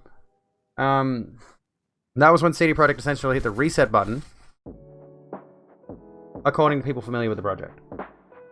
Studio head Adam Badowski took over as director, demanding overhauls to Cyberpunk's gameplay and story. For the next year, everything was changing, including fundamental elements like the gameplay perspective. Top staff who had worked on The Witcher 3 had strong opinions on how Cyberpunk should be made, which clashed with Badowski and led to the eventual departure of several top developers. Much of CD Projekt's focus, according to several people who worked on Cyberpunk 2077, was on impressing the outside world. A slice of gameplay was showcased at E3, the industry's main trade event, in 2018. It showed the main character embarking on a mission, giving players a grand tour of the seedy, crime-ridden Night City. Fans and journalists were wowed by Cyberpunk, and this is the Anthem thing again. It's like they did this vertical slice thing. And like the situation with Anthem at E3, it's not a game that actually existed at the time. They gave you this vertical slice preview that didn't actually exist. We'll get to that in a moment. And Anthem did exactly the same thing. They gave you a preview of a game that didn't actually exist yet. Fans and journalists were wowed by Cyberpunk 2077's ambition and scale. What they didn't know was that the demo was almost entirely fake. CD Projekt hadn't yet finalized and coded the underlying gameplay systems, which is why so many features such as car ambushes were missing from the final product. Developers said they felt like the demo was a waste of the months that should have gone towards making the game. Employees were working long hours, even though Iwinski told staff that overtime wouldn't be mandatory on Cyberpunk 2077. I've got a fucking hair in my mouth and I can't get rid of it. Anyway. Employees were working long hours. Yeah, more than a dozen workers said they felt pressured to put in extra hours by their managers or co-workers anyway. I've lived that life. I've been told you need to put in more hours. No Man's Sky is a nice comeback story. I had that game day one. It was so disappointing finding out that a bunch of stuff wasn't in the release. Yeah, No Man's Sky is like the good example. And unfortunately, this keeps coming up in this kind of discussion. Is there are a bunch of games, obviously, that have released in abysmal states. And they always refer to No Man's Sky. And it's like, oh, look how No Man's Sky turned out. It's like, I don't know what it is that I don't know what actual Hello Games magic exists. But Hello Games is a competent studio. And thus far, we haven't seen from any major AAA company the kind of quality post-release that No Man's Sky has had. And similarly, like Minecraft, but I have to blame Minecraft a little bit here, because it feels like they kickstarted this whole thing of release a game, and even though it wasn't really released, but Minecraft took off pre-release, and it put this idea into a ton of studios' heads of we can release a game that's unfinished and fix it later. Now, Minecraft is a phenomenal game. It's got a ton of content in it. It's a very, very good experience. I highly recommend Minecraft to everyone. But it's definitely... AAA saw Minecraft and then No Man's Sky when No Man's Sky turned itself around. And yeah, the AAAs definitely do phone it in. It was like, oh, we can do it. No Man's Sky did it. We can do it. And then they don't. They don't do it. They do the worst possible version of it they could. I'm keeping my fingers crossed for Cyberpunk. I really am. I'm hoping that a year or 2 years down the track, maybe tail end of 2022, Cyberpunk 2077 will be good. Actually finished, have all the features in it, but I'm not holding my breath. You know, I've got my fingers crossed over here, but I'm just going to forget about it for a while. Like, forget the game exists and then check back in on it in a couple of years. There were times where I would crunch up to 13 hours a day, a little bit over that was my record probably, and I would do 5 days a week working like that, said Jakubiak, the former audio programmer, adding that he quit the company after getting married. I have some friends who lost their family because of these sorts of shenanigans. Yeah, this is the big thing. This is the thing that a lot of gamers tend to overlook. And the thing that really annoys me about whenever we have this discourse about how badly people are treated in game dev, whether that be actual development, programming, audio programming, or anything else, or doing QA, for example. You're playing the game for money. A lot of people say they should just leave and find another job, and it's like, that's not the point at all. I think this year will be a good indicator for its future. Absolutely. Absolutely. The overtime didn't make development of the game any faster, and this is the thing right off the bat. Overtime inherently leads to worse productivity. If you put people through excessive crunchy overtime for years on end, then what you're going to end up doing is lowering the quality of the actual output. There is science on this. There's studies done on this exact thing.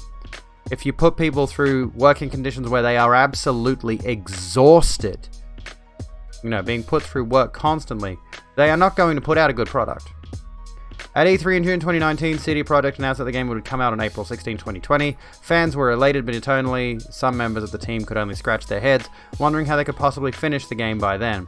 One person said they thought the date was a joke. Based on the team's progress, they expected the game to be ready in 2022. There you go. Developers created memes about the game getting delayed, making bets on when it would happen. That's actually kind of amusing. That's depressing. That's kind of like when you've got a class clown kind of character, kind of person in your social circle, and they're woefully depressed, but they make funny memes. I don't know. But yeah, 2022. Honestly, I was kind of expecting that as well. I really didn't think it would be ready for quite a while. Cancelling features and scaling down the size of Cyberpunk's Metropolis helped, but the team's growth hampered some departments, developers said. While The Witcher 3 was created by roughly 240 in-house staff, according to the company, Cyberpunk's credits showed that the game had well over 500 internal developers. But because CD Projekt wasn't accustomed to such a size, people who worked on the game said their teams often felt siloed and unorganized.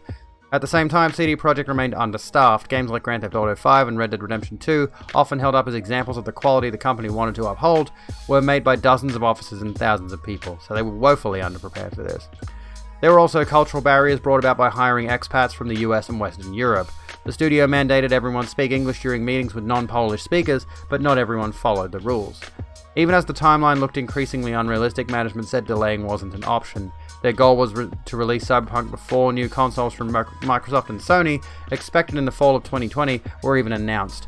That way the company could launch the game on existing PS4, Xbox One, and PC, then double dip by releasing versions down the road for next-gen consoles.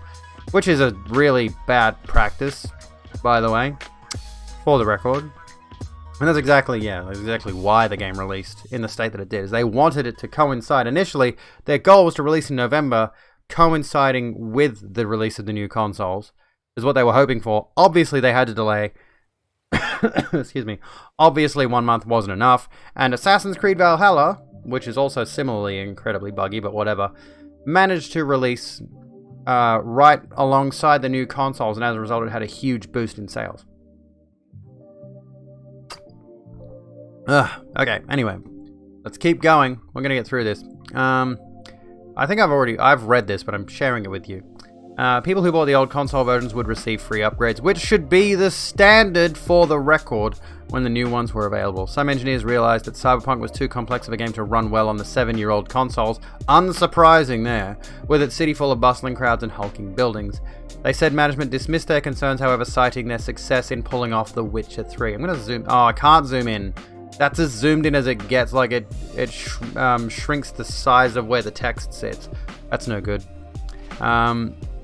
But by the end of 2019, management finally acknowledged that Cyberpunk needed to be delayed. Last January, the company pushed the game's release to September. In March, as the pandemic began ravaging the globe and forcing people to stay inside, CD Projekt staff had to complete the game from their homes. Without access to the office's console dev kits, most developers would play builds of the game on their home computers, so it wasn't clear to everyone how Cyberpunk might run on PS4 and Xbox One. External tests, however, showed clear performance issues. Ivinsky also said the communication issues resulting from teams working at home amid COVID-19 restrictions meant a lot of the dynamics we normally take for granted got lost over video calls or emails. The game's debut slipped again to November. As the launch date drew closer, everyone at the studio knew the game was in rough shape and needed more time, according to several people familiar with the development. Chunks of dialogue were missing, some actions didn't work properly. When management announced in October that the game had gone gold, that it was ready to be pressed to discs, there were still major bugs being discovered. The game was delayed another 3 weeks as exhausted programmers scrambled to fix as much as they could. When Cyberpunk 2077 finally launched on December 10, the backlash was swift and furious. I've really never seen, even Anthem, even other similar... I mean, No Man's Sky had pretty big backlash, I would say, but I guess given how overhyped this game was, the backlash to Cyberpunk 2077 has been quite striking, honestly. Players shared videos of screens overrun with tiny trees or characters gallivanting around without pants, and compiled lists of features that had been promised but were not in the final product. It's worth noting, going back to the No Man's Sky thing, that even though No Man's Sky has had a lot of stuff patched in and a lot of stuff upgraded over the years, it's still not got every feature they initially intended, and it looks like certain features they originally promised are not going to be in the game at any point, because they've been basically worked out of the eventual, I guess you could say roadmap. I hate the term roadmap. I hate what it represents. But they've sort of like removed the idea of certain features being in No Man's Sky in favor of other ones, I think. So what they've promised in Cyberpunk 2077 and what's been removed and what may eventually be patched back in may end up being completely separate lists of features. Many of the glitches and graphical issues can be fixed, developers say, though it's not clear what it will take to regain a spot in the PlayStation Store. Winning back fans may be difficult, but there's precedent in the video game world. Games like No Man's Sky, a space simulator, Final Fantasy XIV, an online role-playing game, and Destiny, a multiplayer shooter, recovered from rocky launches and earned critical acclaim by gradually improving after they released. And the market seems to be hopeful. CD Projekt shares rose 6%, the most in 6 weeks after Iwinski's message. And I think that's it. Yeah, that's the whole thing. So there we go. That is it. Oh, that's my notes. Ignore that. Ignore the notes. I should really get into the habit of not showing those on stream. There was one other thing I was going to talk about, but I've been going for 3 hours. Your girl needs a break. Okay. We'll catch up on whatever I missed tomorrow. The backlash has been pretty equal to what the hype was. Quite frankly, yes. I did put out a video which got a lot of dislikes, and I'm quite proud of that. A few months ago, saying Cyberpunk 2077 is not going to live up to the hype. And what a shocker, I was right! Who would have guessed? Oh, thank you everybody for hanging out tonight. And chilling out. It's been really good. It's been a really good stream. I'm loving this format, friends. This is where I'm at. This is my zone, quite frankly. This is where I belong. And now I'm thinking to myself, who can we raid? Who can we go to? Who can we say hello to tonight? I'm gonna send you to Cyrus. She's a lovely friend, an excellent friend. She's playing Overwatch. I believe she's doing the VTuber thing at the moment, so she's got a little avatar on screen. So we're gonna go visit Cyrus. We're gonna go say hi. We're gonna go hang out. And tomorrow I'll be live at 6 p.m. Australian Eastern Daylight Time again. She's on Be Right Back, for goodness sake. You can't do that to me. Gosh dang it. That's not fair. And I could try to rate someone else, I suppose. Should I rate someone else or do I just stick with this? I'll be right back. Maybe I should go to... Come on, come back. Come back. No, you know what? Screw it. I'll cancel this one. Alright, we'll raid Emmy. Emmy's playing Stardew. You're missing out, Cyrus. I'm sorry. Next time. We're gonna go raid Midnight Emmy instead, who's playing Stardew Valley. And I'll be live tomorrow, 9 p.m. Australian Eastern Daylight Time, and we'll do something else. Thank you, everyone. Thanks for swinging by, Smitty, by the way. And... yeah, I need food. I'm hungry. I've got some plant-based burger patties in the fridge. I'm gonna go make one of those. I'm slowly eking into veganism a little bit. Trying out the options available. Quite nice, actually. Quite good. Would recommend. But yeah, I've got no other big plans aside from, yeah, stream tomorrow, workout, all that good stuff. We did talk about fitness tonight, didn't we? Go get some grub. I need it. I do need it. Alright. I'm going to call it there. Have a good one. I will see you when I'm looking at you. And keep an eye on my Twitter and all my social stuff. Let me plug that really quick. Because the new video is coming soon in the next couple of days. Let me wrap up the final few things. And that'll be up there. Ta-ta. Have a good one. Thank you, Magic, for dropping the Patreon in there. If you guys are interested in supporting me off Twitch, which I always advocate, by the way. Night night. Love you all. Be kind to yourselves and each other.